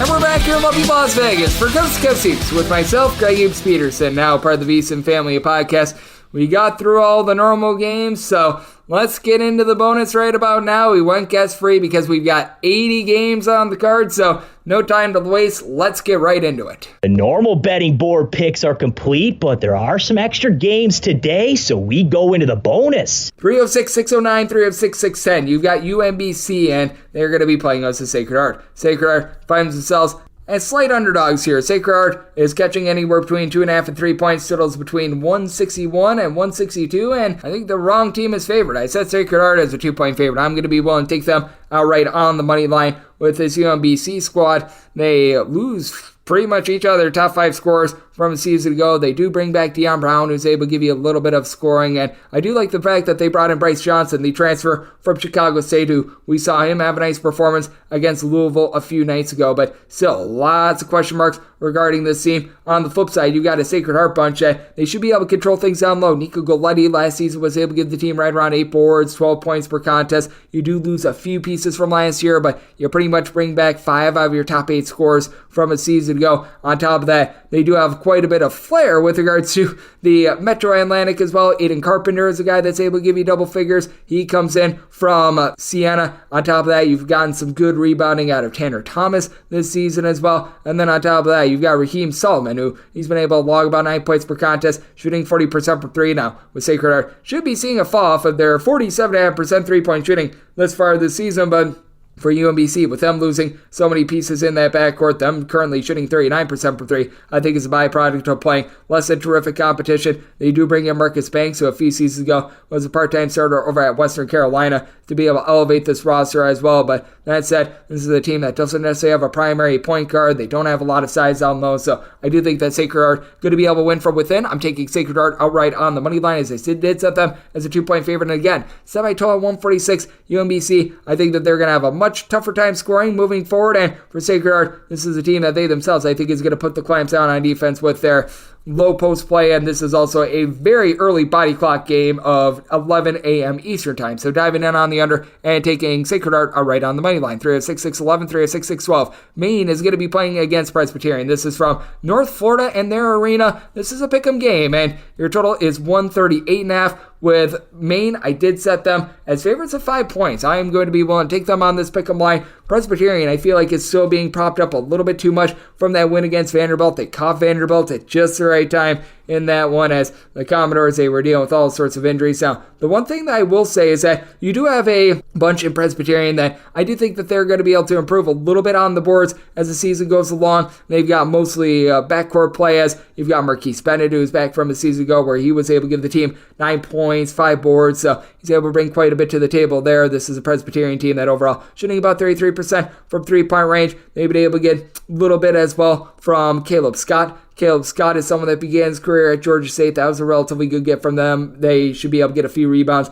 out of him. But on the flip side for Maine, you've got Kellen Tynes, who led all of college basketball in terms of steals a season ago. Maine, not necessarily an amazing 3-point shooter, but bringing in Keon Burns, who was over at LIU a season ago. He gives the team a little bit more rebounding. You bring back Peter Filipowski, who was able to give the team 6+ rebounds per game a season ago. And then the X Factor, having a nice primary scorer in DeShante Wright-McClellan, who a season ago, he was able to give you 8 points. Last 2 seasons has been able to shoot about 33% from 3-point range. Is able to chip in there a little bit over a steal per contest. I think that Maine going to make life difficult for a Presbyterian team that they don't necessarily have that true point guard. Samaje Teal, he's been able to give you 3 assists, but north of 3 turnovers per contest. I think that Maine is going to cause a bunch of turnovers and play even up on the glass with Presbyterian to be able to get the job done. Semi-total 135. These two teams have been playing a lot of basketball this week, and I think that the tired legs take hold along with the turnovers. So diving in on the under, and we'll take Maine on this pick'em line. 306-613, 306-614. Weber State is playing against Gardner Webb. This is from the country of Canada, and Gardner Webb is a 4 to 4.5 point underdog. Your total is anywhere between 140 and 140.5. And with Gardner Webb, I did set them as underdogs of 4.5 points. So at 4 and not half a point more, I am going to be willing to lay it with Weber State. Weber State is by far the best player out there on the floor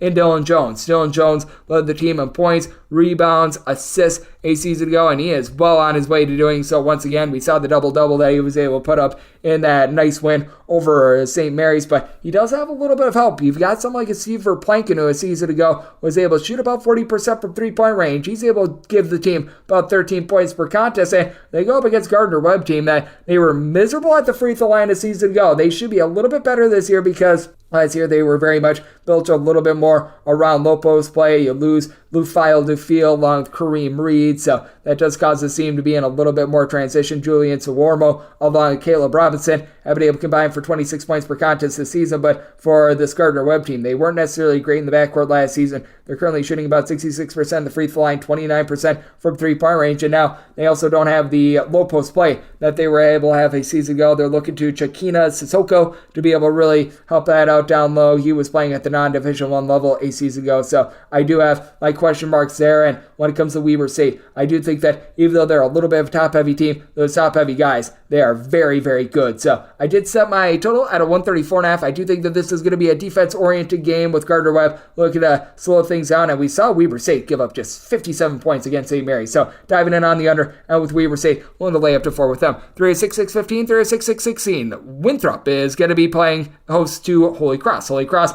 in between a 10.5 to an 11.5 point underdog with your total between 143.5 and 144. I could only set this line at 7. I do like this Winthrop team, but not to this extent. I'm going to be willing to take the points with Holy Cross. Now, Holy Cross, their win against Georgetown is muted a little bit by the fact that Georgetown is just not very good this year. I think that Ed Cooley is going to be able to get that team online. It's not going to be this year. But with Holy Cross, you've got a nice trio in the backcourt that I think is going to be able to help them hold in this game. You've got Will Batchelor, who last year was darn near a 40% three-point shooter, was a double-figure scorer, and then Joe Octave has really been the man for the team thus far this season with over 19 points, 7 boards. We should see that fall off just a little bit, but like his overall game after he began his career at Air Force last season was also able to give the team about a steal per contest as well. And then with Bo Montgomery, he's able to dole out about 2.5 assists per contest, one of the main just facilitators of the offense. He last year was able to give the team 11.5 points per game. Where this team is going to struggle is that their top rebounder from the season ago, Terrell Gates, is out, and they really don't have a lot of low post play, so that should lead to Kelton Telford being able to have a big season. But for Telford, and he's been able to give the team 11 rebounds in the first 3 games of the season. Last year, he was able to average about 16 points, 8 boards per contest. So Winthrop, they've been having a little bit of a tough time down low as well, but you've got Kassan Harrison, who last year shot well above 40% from three-point range. You've got Sincere McMahon, who's able to light it up from three-point range as well. McMahon, a season ago after he came over from Western Carolina, he was able to give the team about 13.5 points per contest, shot about 37% from three-point range. So Winthrop, very much a good up-tempo offense. They've shot just 30% from 3 thus far this season. That should be going northward, and Alex Zimmerman does give this Winthrop team a little bit more down low as well, but that said, I do think that Holy Cross is going to be able to hold in there with their own very good backcourt. This is a total that I did set out at 147. Winthrop, they're not necessarily as super fast as they used to be under Pat Kelsey, but they're still a very efficient offense and a less than efficient defense is the most polite way of putting it. So it is a spot where I'm going to be taking a look at the over, and I'm going to be willing to take the points with Holy Cross. 306-617, 306-618. It is Army, and they're going to be playing us Quinnipiac. Quinnipiac, a favorite of 3.5 points, and your total on this game is anywhere between 140.5 and 141, and this is a spot where I did set Quinnipiac as a 5.5 point favorite. I'm going to be willing to lay it with Quinnipiac. They've underachieved a little bit to my expectations thus far this season, but I do like the fact that they bring in Richie Springs, who he was a part of that UConn team that made the title game and won the national title a season ago, though obviously he was not a big part of that, but he should be able to take Charlie Peterson to task. Peterson is really the lone guy that returns from Army a season ago that was able to see some just minutes in general, because this is a completely makeshift backcourt for Army. They've been able to get about 11 points per contest out of Ryan Curry, but you do take a look at the flip side for this Quinnipiac team. You've got Matt Blonich, who's able to be a primary scorer, 18 points per game. He's been able to shoot about 43% from three-point range. I do like what he's able to bring to the table for this Quinnipiac team as well. You've been able to get some relatively good production with 14 points per contest out of Riyad Varvers. He comes in from the country of Latvia. On top of that, Paulinho, the junior college transfer from a season ago, he's been able to do a rock-solid job down low as well. And then for this Army team, you've got a bunch that's currently shooting 29% from 3, averaging 54.5 points per contest. Now, a little bit of that is a byproduct of having to play against Indiana Marius and Stonehill in the first 3 games of the season, but not very encouraging to say the least. I think that Quinnipiac is going to do a good job of being able to hold down this Army team, though I do think that Army going to be able to score some points as well against the Quinnipiac bunch. It's looking to play up tempo and gave up 100 points to UMass. I do think that Army starts to find a little bit more in terms of their scoring, and I do think that this is a game that is going to be close enough for a little bit of late game fouling, but with Army, they just don't have the horses in the backcourt, in my opinion, so I did set Quinnipiac as a favorite of 5.5 points. I'm going to be willing to lay the number with Quinnipiac, and going to be taking a look at this total over, set my total at a 145.5. 306-619, 306-620. Duke is going to be playing us a Bucknell. Bucknell is a underdog of 31.5 points. Totals between 141 and 142, and with Bucknell, I made them a 29-point underdog, so I'm going to be willing to take the points. Now, John Shire plays things a little bit differently than old Coach Krzyzewski, but typically with Coach Krzyzewski, he would show a little bit of mercy to these just big, giant underdogs that would get blown out. I mean, it would be one of those cases where Duke would be up like 30 with 3 minutes remaining, and then Walkie McWalk-On gets into the game, and I could certainly see that being the case once again here, but for Bucknell, they do have a 7-footer that should be able to hold his own down low, and Noah Williamson. He's been able to log 11.5 points, 7 boards, and then in the backcourt, it's all about Elvin Edmonds along Jack Forrest. Forrest comes in from St. Joe's, and he has not been an average Joe. 17 points per contest, shooting a little bit over 46% from three-point range. Alvin Edmonds, he's been able to do a solid job with his steal and a half per contest. Has seen a bit of a drop-off in his three-point shooting thus far. It's a small sample size, though. First 2 years on campus was shooting more in the neighborhood of about 35% from three-point range. The big key is, other than Williamson, you need someone else to step up on the glass, as you just have not been able to get a lot of someone like Josh Ado, who a season ago shot 39% from three, has not been able to take that stride forward. And for Duke, Kyle Filipowski, he is certainly going to be able to win the battle down low. He is just so versatile at north of 7 feet tall, 21 points, 7.5 boards, now shooting much more efficiently from three-point range. And I do think that we're going to see more of the younger guys. I do think that this is going to be a game where Jared McCain, the true freshman, is getting a little bit more featured. Would not be surprised if we see a little bit more Christian Reeves, the 7'1" gentleman that last season was just a little bit of an afterthought for the team. I think that these guys are going to be seeing some more minutes, and we shall see what we get out of Tyrese Proctor. I know that there was a lot of All-American hype for him coming into the season, and he's doled out the ball really well. 6.3 assists and 1.3 turnovers per game. Has not really taken off in terms of his offensive game just yet, and Jeremy Roach is able to do a nice job in the backcourt as well. Duke is going to be able to win this game. They're going to be able to win this game handily, but I do think that for Bucknell, they do just enough to be able to hold within this summer. Duke is a relatively stout defensive team, but also shooting it quite well from three-point range, and it's a Bucknell team that they themselves have their question marks with regards to their defense under the new coaching regime of John Griffin, who needs to play at Bucknell. So going to be taking a look at the 31-plus here with Bucknell. Did semi-total right around about a 145, so also diving in on the over. 306-521, 306-522. Colgate is going to be playing against Yale. This is a neutral court game out there in Canada, with Yale being between a 5 to a 6.5 point favorite. Total is 150.5 with Yale. I set them as a 2.5 point favorite, so I'm going to be willing to take the points. It's a Colgate bunch that does a very good job of being able to bomb it from three-point range. Each of the last 3 seasons, they have been a top 5 team in terms of three-point shooting percentage. And Yale, even though the offense looks so much better this year, you've got Matt Noling, who a season ago was able to give the team about 13.5 points per contest. He has taken some great strides forward. Jacob Paladikas, he's been able to shoot about 40% from three-point range. It does feel like the defense is a little bit more lax with this Yale team as well, and I think that that's going to keep Colgate at bay. Now, I do think that Yale is going to be ratcheting up the defense. I think that part of the reason why the defense doesn't look quite as impressive is you have to play against Loyola Marymount, you have to play up against Gonzaga, all out there on the West Coast as well. So body clock games, I think that is taking a little bit out of them, but this is a Colgate bunch that I think is going to be able to hold in there with Keegan Records doing a nice job down low, logging about 15.5 points, 9.5 boards per contest. You've also got Jeff Woodard, who's able to do a good job of being able to give you some rebounding as well. But Braden Smith, he's a do-it-all player for this Colgate team. 15.5 points, 6 boards, 6 assists last season. Doled out more like 4.5 assists per contest. And a season ago, shot 36% from 3 as a nice little combo player. Baz Embeg is able to do a nice job of doling it out for this Yale team. But I think that Yale, after things got a little bit out of sorts for them on the West Coast, they dialed things back. And then for this Colgate team, even though they're very efficient and they're very good from 3, they're not an up-tempo team as well, and having to play this game in a neutral court environment, I think it's going to hurt the shooting of both of these teams. So I did set my line at 2.5. I'm going to be willing to take the points with Colgate. I do think that they match up down low with this team, and I do think that they're the superior three-point shooting team. So taking the points and going to be taking a look at the under. 306-623, 306-24. You've got Grambling, and they're going to be playing us to Delaware State. Delaware State is an underdog of between 7 to 7.5 points. Totals anywhere between 139 and 141.5.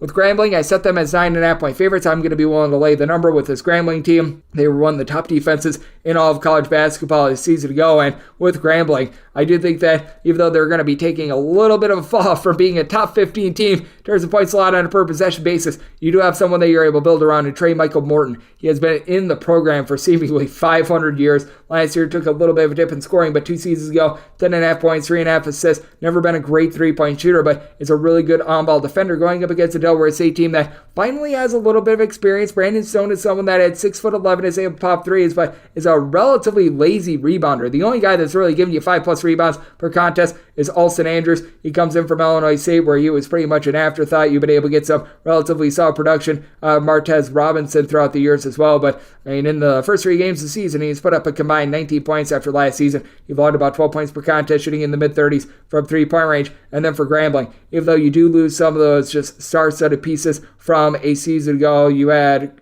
Mr. Christian Gordon and guys like that. They were able to do a good job Vershawn Cotton was also a big part of this backcourt as well. Jonathan Aku is someone that comes in from CFF Austin. He's able to give you about 6 boards per contest. And then Jordan Smith. He's someone that has been around for a little bit, began his career at Coastal Carolina, was a starter for the team a season ago. Him returning after shooting 45% from 3, I think elevates the Grambling team. I did set my total at a 135.5. I think the Grambling going to get back to their defensive ways, and Delaware State, one of the sloppiest teams in terms of taking care of the ball the last few seasons. So going to be diving in on the under and one to lay with Grambling, set them as 9.5 point favorites. 306-625, 306-626. SIU Edwardsville is going to be playing against Nichols. This is from Mitchell Center that is out there in South Alabama. SIU Edwardsville, a 1 point favorite. Total is 142.5. I did set SIU Edwardsville as a underdog of 2 points. So this is a spot where I'm going to be willing to trust in Nichols. Nichols has been having a topsy-turvy last few days as they get that outright win against LSU where they very nearly blew a 20-plus point lead and actually did blow an 18-point lead against Denver. And they go up against an SIU Edwardsville team that they've got the Wright brothers, Shamar and Lamar Wright. That's of the tutelage of Lorenzo Wright, rest in peace to him. But that said, with this SIU Edwardsville team, they do have a lot of primary guys, but they really don't have much of a bench, which when you're playing game after game after game, that is something that is a little bit rough. Rayshawn Taylor last season was a 15-plus point per game scorer. He's able to shoot in the mid-30s from three-point range, but with this Nichols team, you do at the very least have depth with this team. They did lose their coach in Austin Klonch in the offseason. He decided that he was going to be becoming one of the main assistants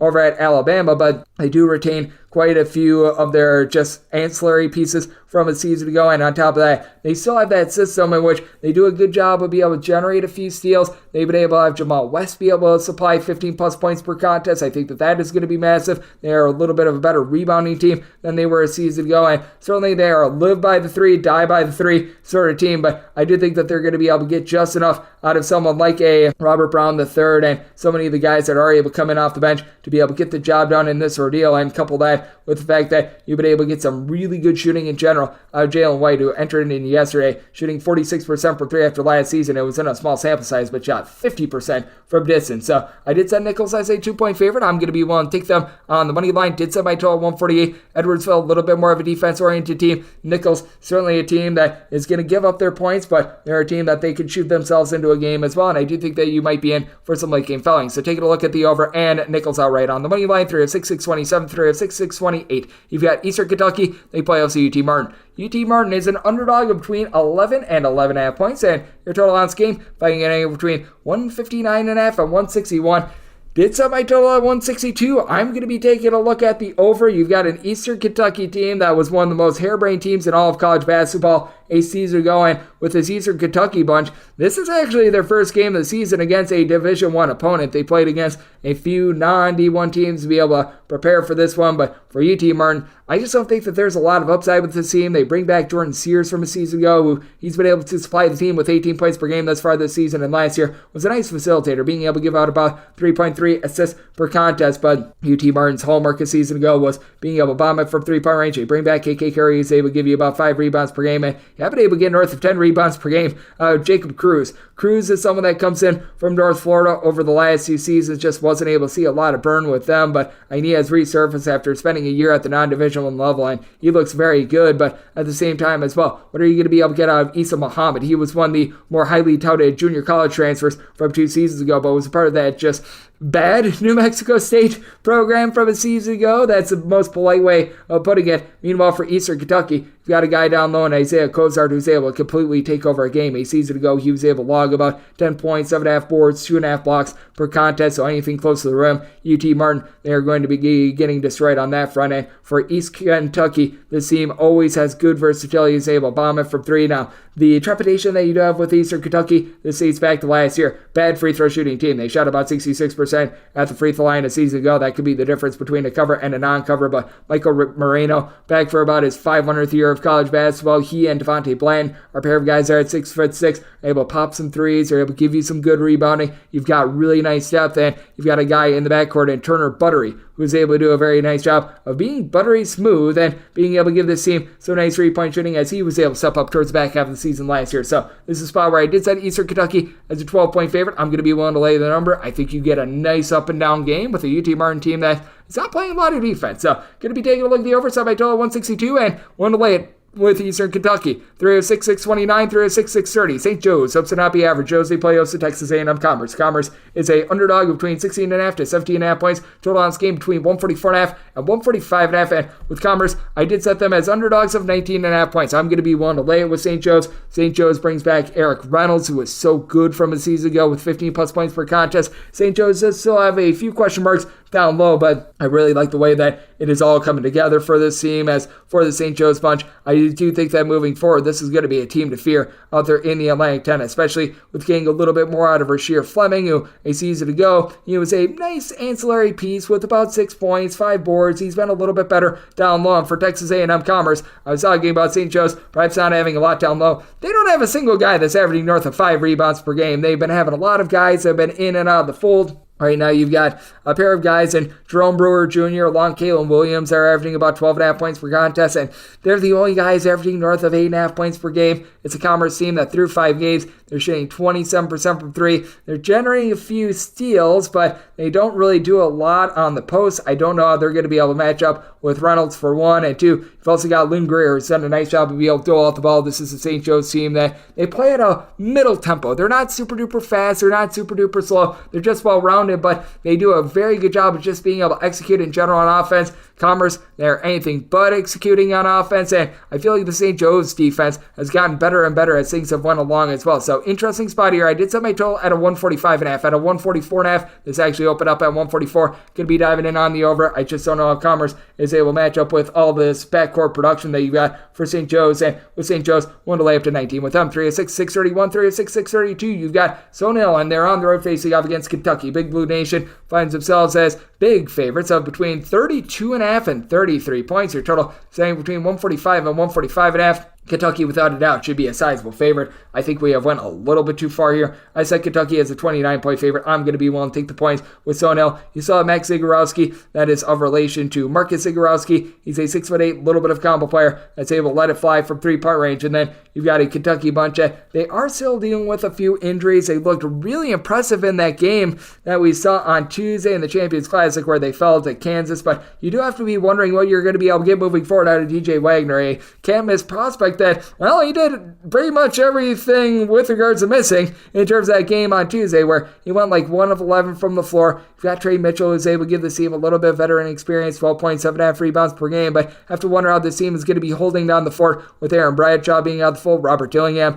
has been very good in the backcourt, and it is a Kentucky team that they've got more shooting than they've had in past years, and they've got a nice find named Adu Thiero who has really stepped up. He had a double-double in that game on Tuesday, but for Sonel, I do think that they're going to do a good job of just being able to take care of the ball in general against a Kentucky team that they don't necessarily do a great job of being able to rip the ball away with this Sonel team. You've got Shane O'Dell who's been able to give you about 10 points per contest. Sonel has been getting destroyed by the likes of UConn and company. They had a really tough non-conference slate to start out with, and it's not getting any easier with this one, but I think Pano Pauladivas coming over from Hartford, a guy that was able to give the team 6+ rebounds per game a season ago. That's big, and I do like the VMI transfer in Tony Felder. Felder a season ago at VMI, 10.5 points, 3 assists, mid-30s 3-point shooter. I think that he's having a little bit of a tough time picking up the offense, but I do think that as he does so, it'll allow Sonel to be able to hold in there a little bit more. And once again, I do think that this is a spot where Kentucky might try to find out what they've got with some of the guys towards the end of the bench at the end of the game. So I think that we've went a little bit too far on this one. I'm willing to take the north of 30 here with Sonel, set them as a 29-point underdog, and did somebody total 143 with the way that Sonel has been turning the ball over about 16 times per contest. So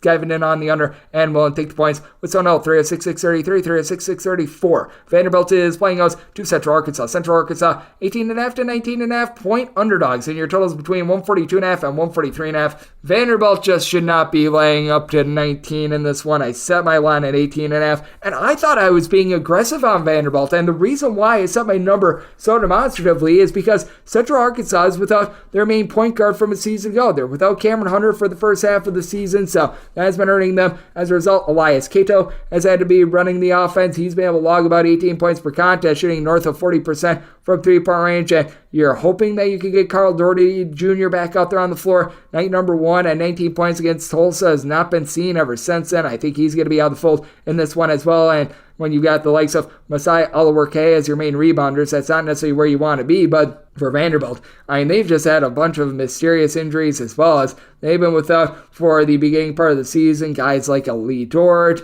We don't know when Tyron Lawrence is going to be coming back. We do know that we've got Tazo Camiteros, who he comes over from South Dakota. He was a 40% three-point shooter a season ago, and Ezra Magnon, he's able to do a nice job of being an efficient point guard. Doesn't turn the ball over a whole lot. He's been logging nearly 20 points, 5 boards, 4 assists. He's had to do it all for a Vanderbilt team that, they're widely at the free throw line, shooting about 80%, but the guys around Magnon have not necessarily been able to do their part, and Colin Smith is really the only guy that's hitting the glass right now for Vanderbilt. So I just can't lay this big of a number with them. Like I said, I thought at 18.5 I was being aggressive, but now that we've got 19.5, I'm going to be willing to take the points with Central Arkansas. Did set my total 150.5. Central Arkansas year in and year out, one of the more up-tempo and fast teams in all of college basketball. Fully recognize that Vanderbilt has had their issues on offense, but going to be willing to trust in Central Arkansas continuing to play putrid defense. So going to be taking a look at the over and the points with Central Arkansas. 306, 635, 306, 636. You've got Bowling Green. They play us at Bellarmine. Bellarmine is a underdog between 3 and 3.5 points. Totals between 143.5 and 144. I'm with Bellarmine. I did set them as underdogs of 6 points. I'm going to be willing to lay the number with Bowling Green.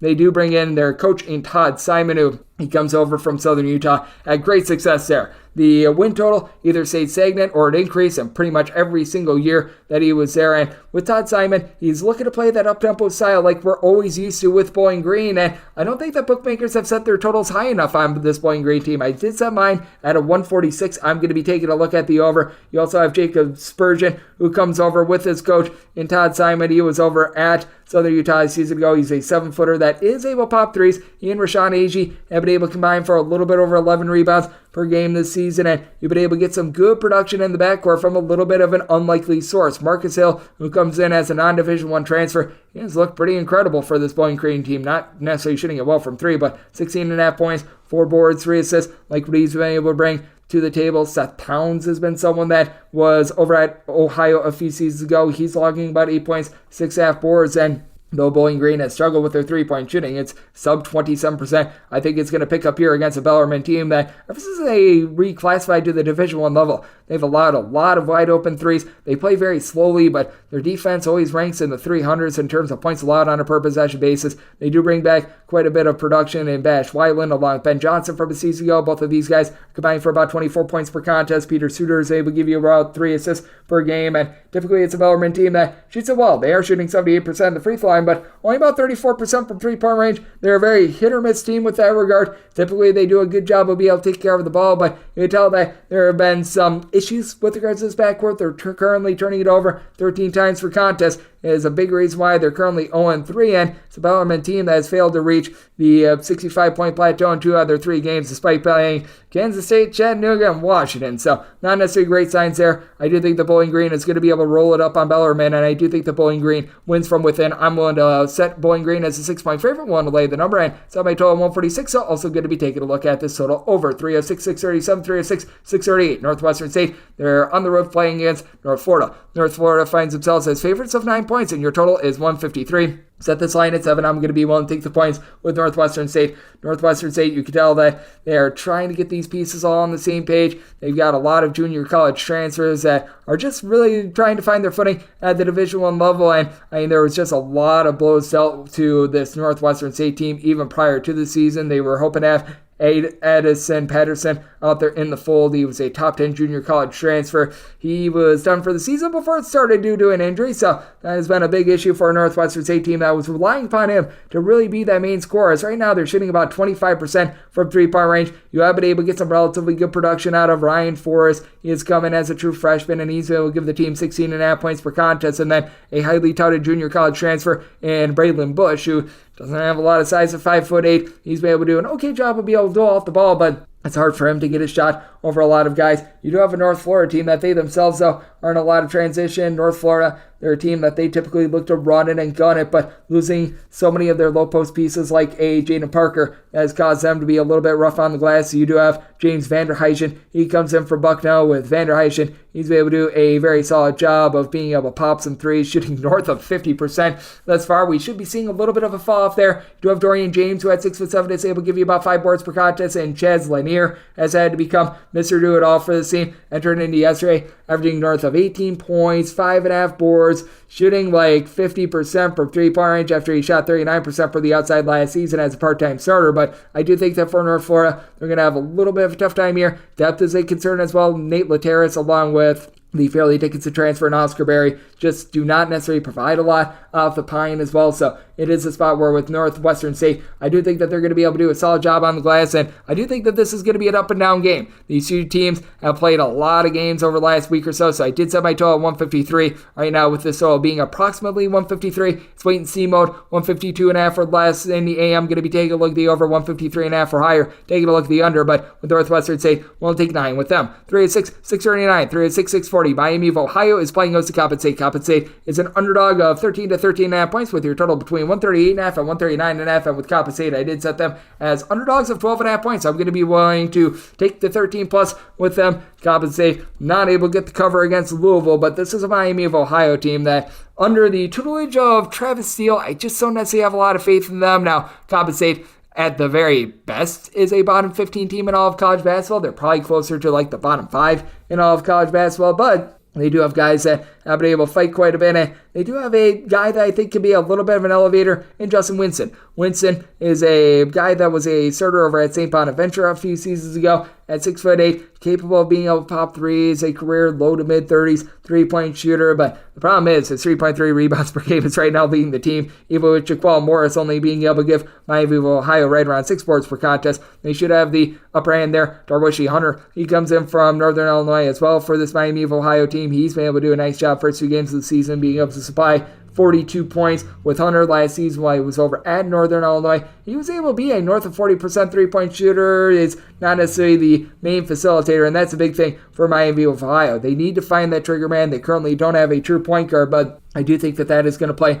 to the advantage of Coppin State, who they themselves don't necessarily have a prime point guard, but I do think that Zaire Harrison, who began his career at St. Francis of Pennsylvania, he got hurt last year, but 2 seasons ago, was able to be a nice pass-first guy, only averaged like 3.5, 4 points per contest, but was able to give out multiple assists. That's something that is going to be to the advantage of Coppin State. I'm going to take 13 plus with Coppin State. With regards to total, I did set mine at a 144.5. Coppin State had some bad shooting variance, shooting below 27% from three-point range, and they go up against a Miami of Ohio team that was in the bottom 40 in all of college basketball in terms of points allowed on a per possession basis a season ago. So going to be diving in on this total over, and we'll take 13 plus with Coppin State. 306, 541, 306, 542. It is Jacksonville, and they hit the road to face off against Pittsburgh. Pittsburgh is a favorite of 16 to 16.5 points with your total between 143.5 and 144. Set my total at 135. I'm diving in on the under. Pittsburgh has been cranking up their tempo in recent years, but I do think that they're going to be playing a little bit more through the post with Frederico. What he's able to do, he's able to give you about a block and a half, 2 blocks per contest, and you saw just the emergence of this backcourt in general last season with Blake Hinson as a 6'7" combo player, being able to pop threes, and now they've got a star freshman that is able to do a little bit of everything. How about night number 1, the debut for Carlton Carrington, being able to log a triple-double, but I do think that Jacksonville is going to be able to hold in there. Last 2 seasons under this current coaching regime, bottom 30 in terms of total possessions per game. You've got Gasai Powell, who I like as a guard. He last season was able to shoot 41% from 3, gave you about 4 boards, 9.5 points per contest. He's just a nice overall glue guy for this Jacksonville team. You are going to need to have Bryce Workman do a solid job down low against Frederico, but he's been able to give this team about 9 rebounds per game, and you do have a few upside guys that are towards the, I guess you could call it middle down low as well, because I do think that you're going to be able to get a little bit of production moving forward out of Stephon Payne III. He at 6'9",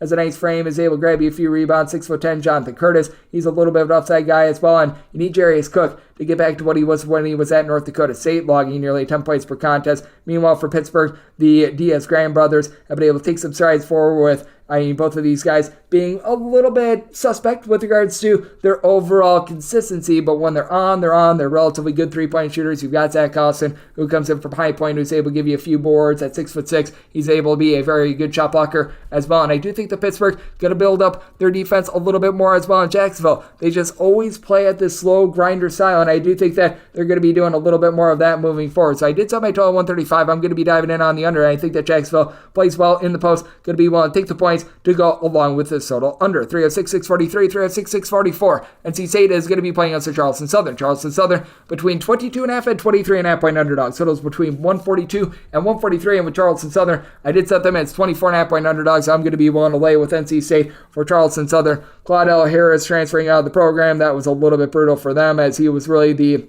top performer for this team from a season ago. And I do think that for this NC State team, having a few losses has been a little bit rough for them. It's a bit of transition in the backcourt, but you still have DJ Turn It Up Burns, who's going to be able to win the battle down low. Charleston Southern really doesn't have a lot of size outside of Tajay Kelly. Kelly at 6'7" a season ago was able to log about 10.5 points, 5.5 rebounds per game, but Burns should be able to win that battle down low. And you've also had Mohamed Diarra, who has come in from Missouri, was a little bit of an afterthought and didn't really fit that system at 6'10". He's been able to do a nice job down low for this NC State team as well, which it feels like they've got a little bit more depth than a season ago. Casey Marcel is a double-figure scorer that returns from a season ago, but you also bring in Jaden Taylor, who, while he was over at Butler a season ago, was a double-figure scorer. So even though they have been missing MJ Rice to begin the season, they still have plenty of guys that are able to light it up from three-point range, like a DJ Horn. And for Charleston Southern, they are very much built around RJ Johnson and what he's able to provide. He's been able to give the team 19-plus points per contest here in the first 3 games of the season. And DJ Patrick,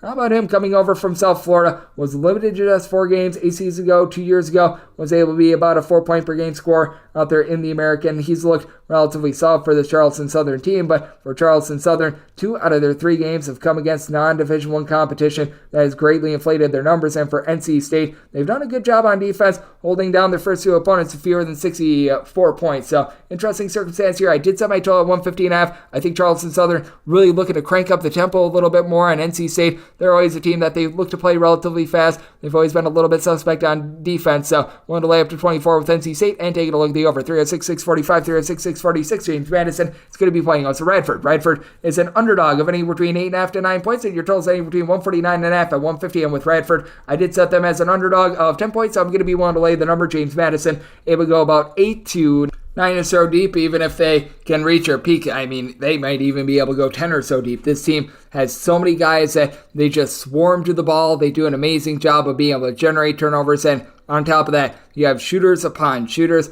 Noah Friedel, he was a primary scorer over at South Dakota State a few seasons ago. He's really been able to find his footing. Julian Wooden is able to give you a few boards. He's able to pop it from 3-point range. So you just have options upon options. And for Radford, you do bring back a nice big 3 in terms of backcourt from his season ago. Byron Antoine, he was someone that a few seasons ago when he was in high school, he was a former top 40 recruit, was at Villanova and just could never really get out there on the floor due to injuries. He, Keenan Giles, have been able to do a nice job of being able to give you some scoring. All these Radford guys, including DeQuan Smith, are able to give you a steal plus per contest as well, but it's what you get after that that's a little bit of a question mark. Justin Archer has been able to give the team about 8 rebounds per game, and they do bring in Chandler Turner from Bowling Green. Bowling Green a season ago, he was able to log about 5.5 rebounds per game, but though this James Madison team is much stronger in the backcourt, they bring in TJ Bickerstaff, who a season ago over at Boston College was able to log about 7 rebounds per game during that 2021-22 campaign. Had a little bit of a fall off the next season, but for Michael Green III, he comes over after he was a very good facilitator over at Bryant and Robert Morris. He has really completed this team, and it's why James Madison has been such an explosive offense. You got a James Madison team that has been great on offense, but also was a top 50 defense a season ago. Radford looking to slow things down. I do think that Radford is going to be able to do an effective job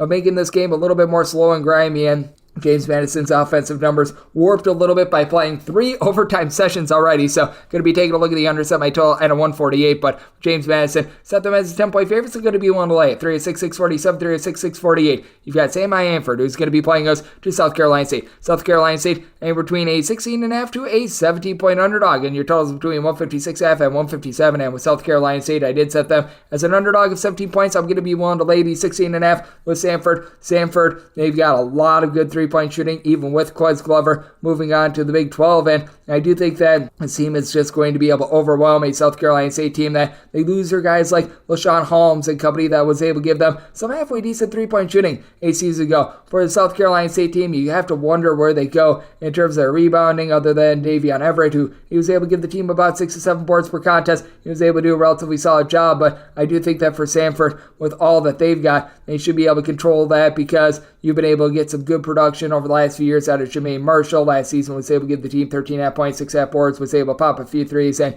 you do have a guy in Anchor, not even kidding, that's actually his name, comes over from the country of Australia, who's able to give you some good rebounding as well, so that'll be able to help mitigate that. And then when it comes to the backcourt of South Carolina State, they're just turning the ball over way too much with having 17 turnovers per contest. They should shoot better than 22.5% per three, with Omar Croxley really leading the way with about 10 points per contest. He shot it well from three, but everyone else around him has not. And for the Samford team, when they're really firing all cylinders, they're able to generate steals. They've been able to get 13.7 per contest, with South Carolina State being as sloppy as they are. Just a bad matchup in general for them. Did set my total at 157.5, mostly seeing 157.5 with regards to this total. If it continues to go northward like it is, I'm going to be taking a look at the under. And with Samford, 16.5 is the max I'm willing to lay, but I'm going to be able to lay that number. 306, 649, 306, 650. Memphis is going to be playing against Alabama State. Alabama State finds themselves as underdogs of between 30 and 31 points, with your total between 148.5 and 149. And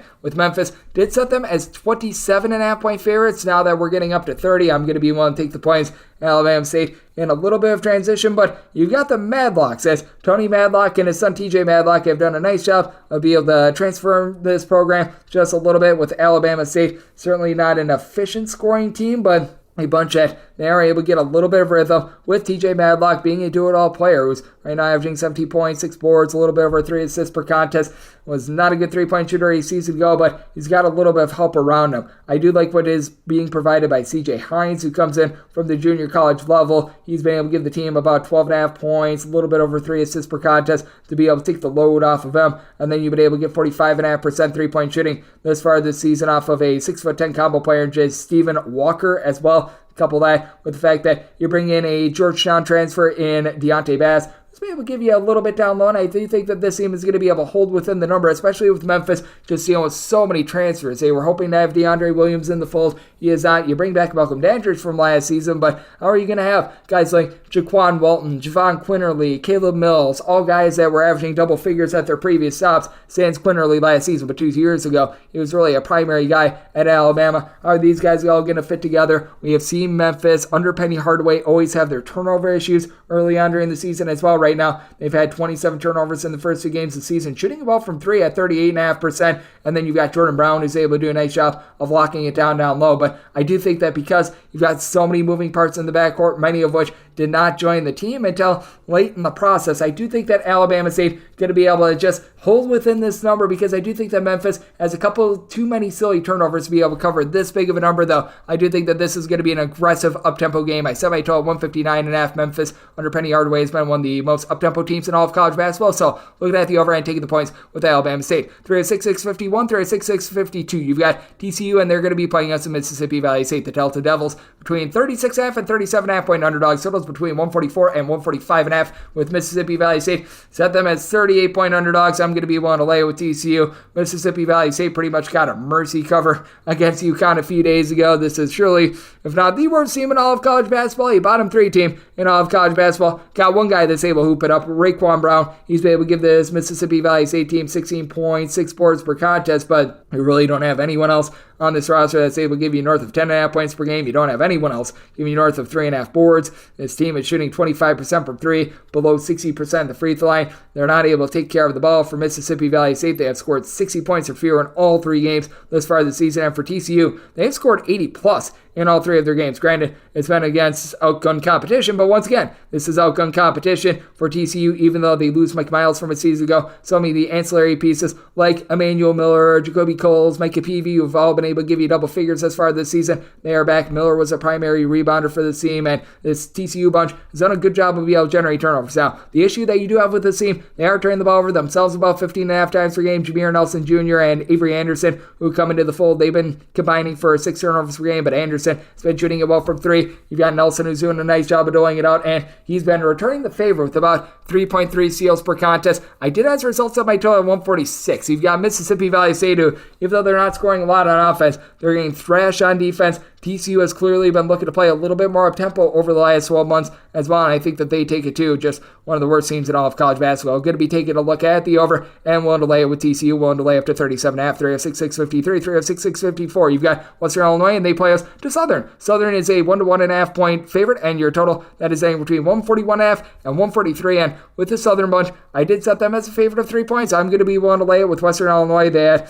a relatively rough start to the season with that overtime loss to UT San Antonio, maybe per the Roadrunners, but with Western Illinois, with losing their coach Rob Jeter in the offseason, this team is in clear transition, and I do think that they're going to have a tough time going up against a Southern team in which they were able to take down UNLV on the road. Granted, I do think that they were just the beneficiaries of a very, very hot shooting night, to say the least, but I mean, the biggest concern that you have for Southern is that they're not necessarily terrific down low, and Drew Cisse probably going to be the best rebounder in this game for Western Illinois. He's been able to put in there right around 9 boards per contest, but Brighton Noel has been able to give you a few rebounds for Southern. Southern appears to be a better coach than was initially expected, and the Austin Peay transfer in Tayron Joseph has been able to do a solid job as well. Started out his career at Austin Peay, was a little bit of a starter at Radford a few seasons ago. He's someone that has always been a mid-30s three-point shooter. He's done a good job of being able to lead this offense, and when it comes to Southern, they don't necessarily have that one just star player, but they're a whole is greater than the sum of its parts sort of team, and with Western Illinois, they're looking for an identity because they don't necessarily have a primary point guard. You've been able to get some good production out of James St. Jr. Has been able to log about 15.5 points per contest. Western Illinois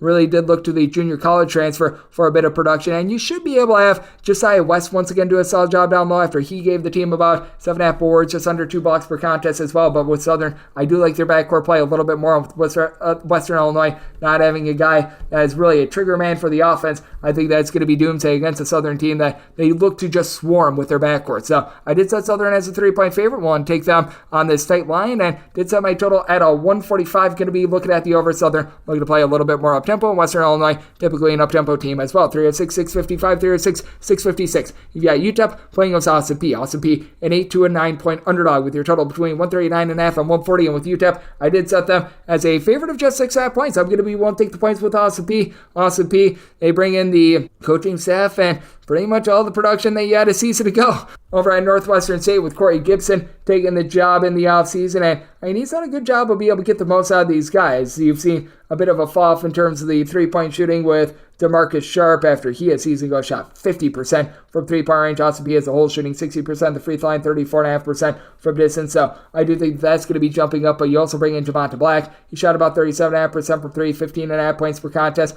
Love what he's able to bring in the backcourt. The question mark is, what are you going to be able to get down low? But I do think that having Daniel Luce, who I believe that is a relation to the Luce that used to be the coach over at Austin Peay, that's big because you're going to be going up against a Utah squad that has Kevin Kalu, who's been able to give you about 7 rebounds per game. UTEP's hallmark has always been generating steals. They are currently generating 16 steals per game. Granted, 2 of those games were against non-Division I teams, but for UTEP, they look to be improved from three-point range from the season ago. I do think that this is a little bit of an outlier, though. Last season, they shot 29.4% from 3. This year, they're shooting north of 38.5% from 3. I didn't think they would shoot sub 30% once again, but I mean, you've got guys like Zid Powell, Tay Hardy that are just shooting out of their minds right now, combining for about 28 points per contest. Hardy is a good facilitator, has been able to give out 7.3 assists to a turnover per contest, but now that they're playing against more real competition, I do think that the rubber is going to meet the road. Kelvin Solomon at 6'6", I think should do a solid job down low. Austin Peay going to lose the battle on glass, but this is by far the toughest test in the backcourt that UTEP has had, because when they played against UC Santa Barbara, AJ Mitchell was out of the fold. So I'm going to be willing to take the points with Austin Peay, set them as a 6.5-point underdog. Did set my total 140.5. I do think that the UTEP defense still going to be relatively stout, but I do think that they're a better offensive team, and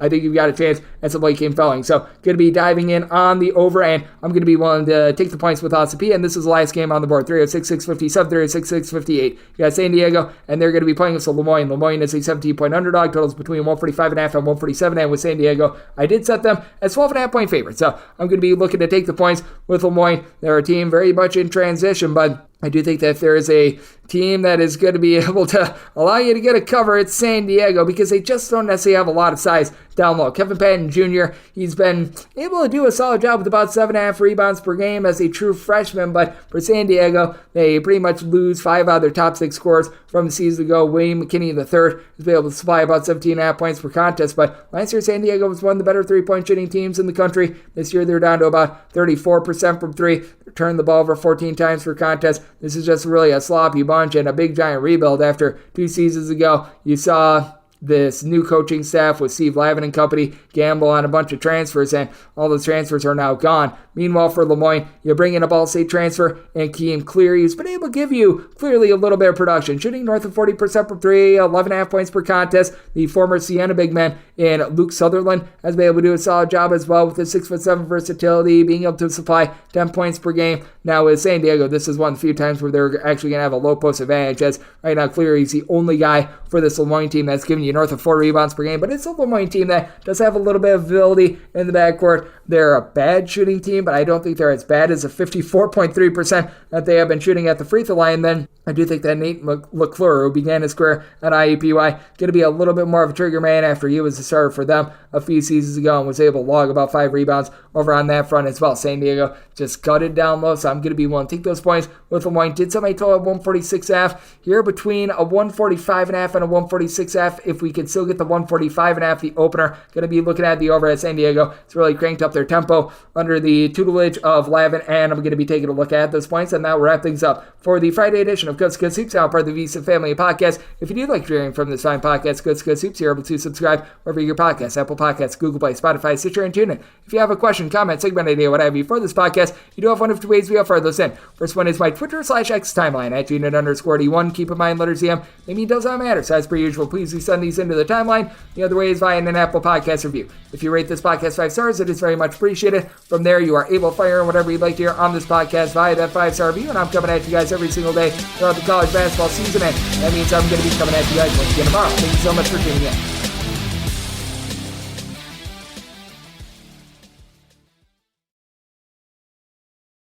If your job at a healthcare facility includes disinfecting against viruses, you know prevention is the best medicine, and maintaining healthy spaces starts with a healthy cleaning routine. Grainger's world-class supply chain helps ensure you have the quality products you need when you need them, from disinfectants and cleaning supplies to personal protective equipment, so you can help deliver a clean bill of health. Call 1-800-GRAINGER, click Grainger.com, or just stop by. Grainger, for the ones who get it done.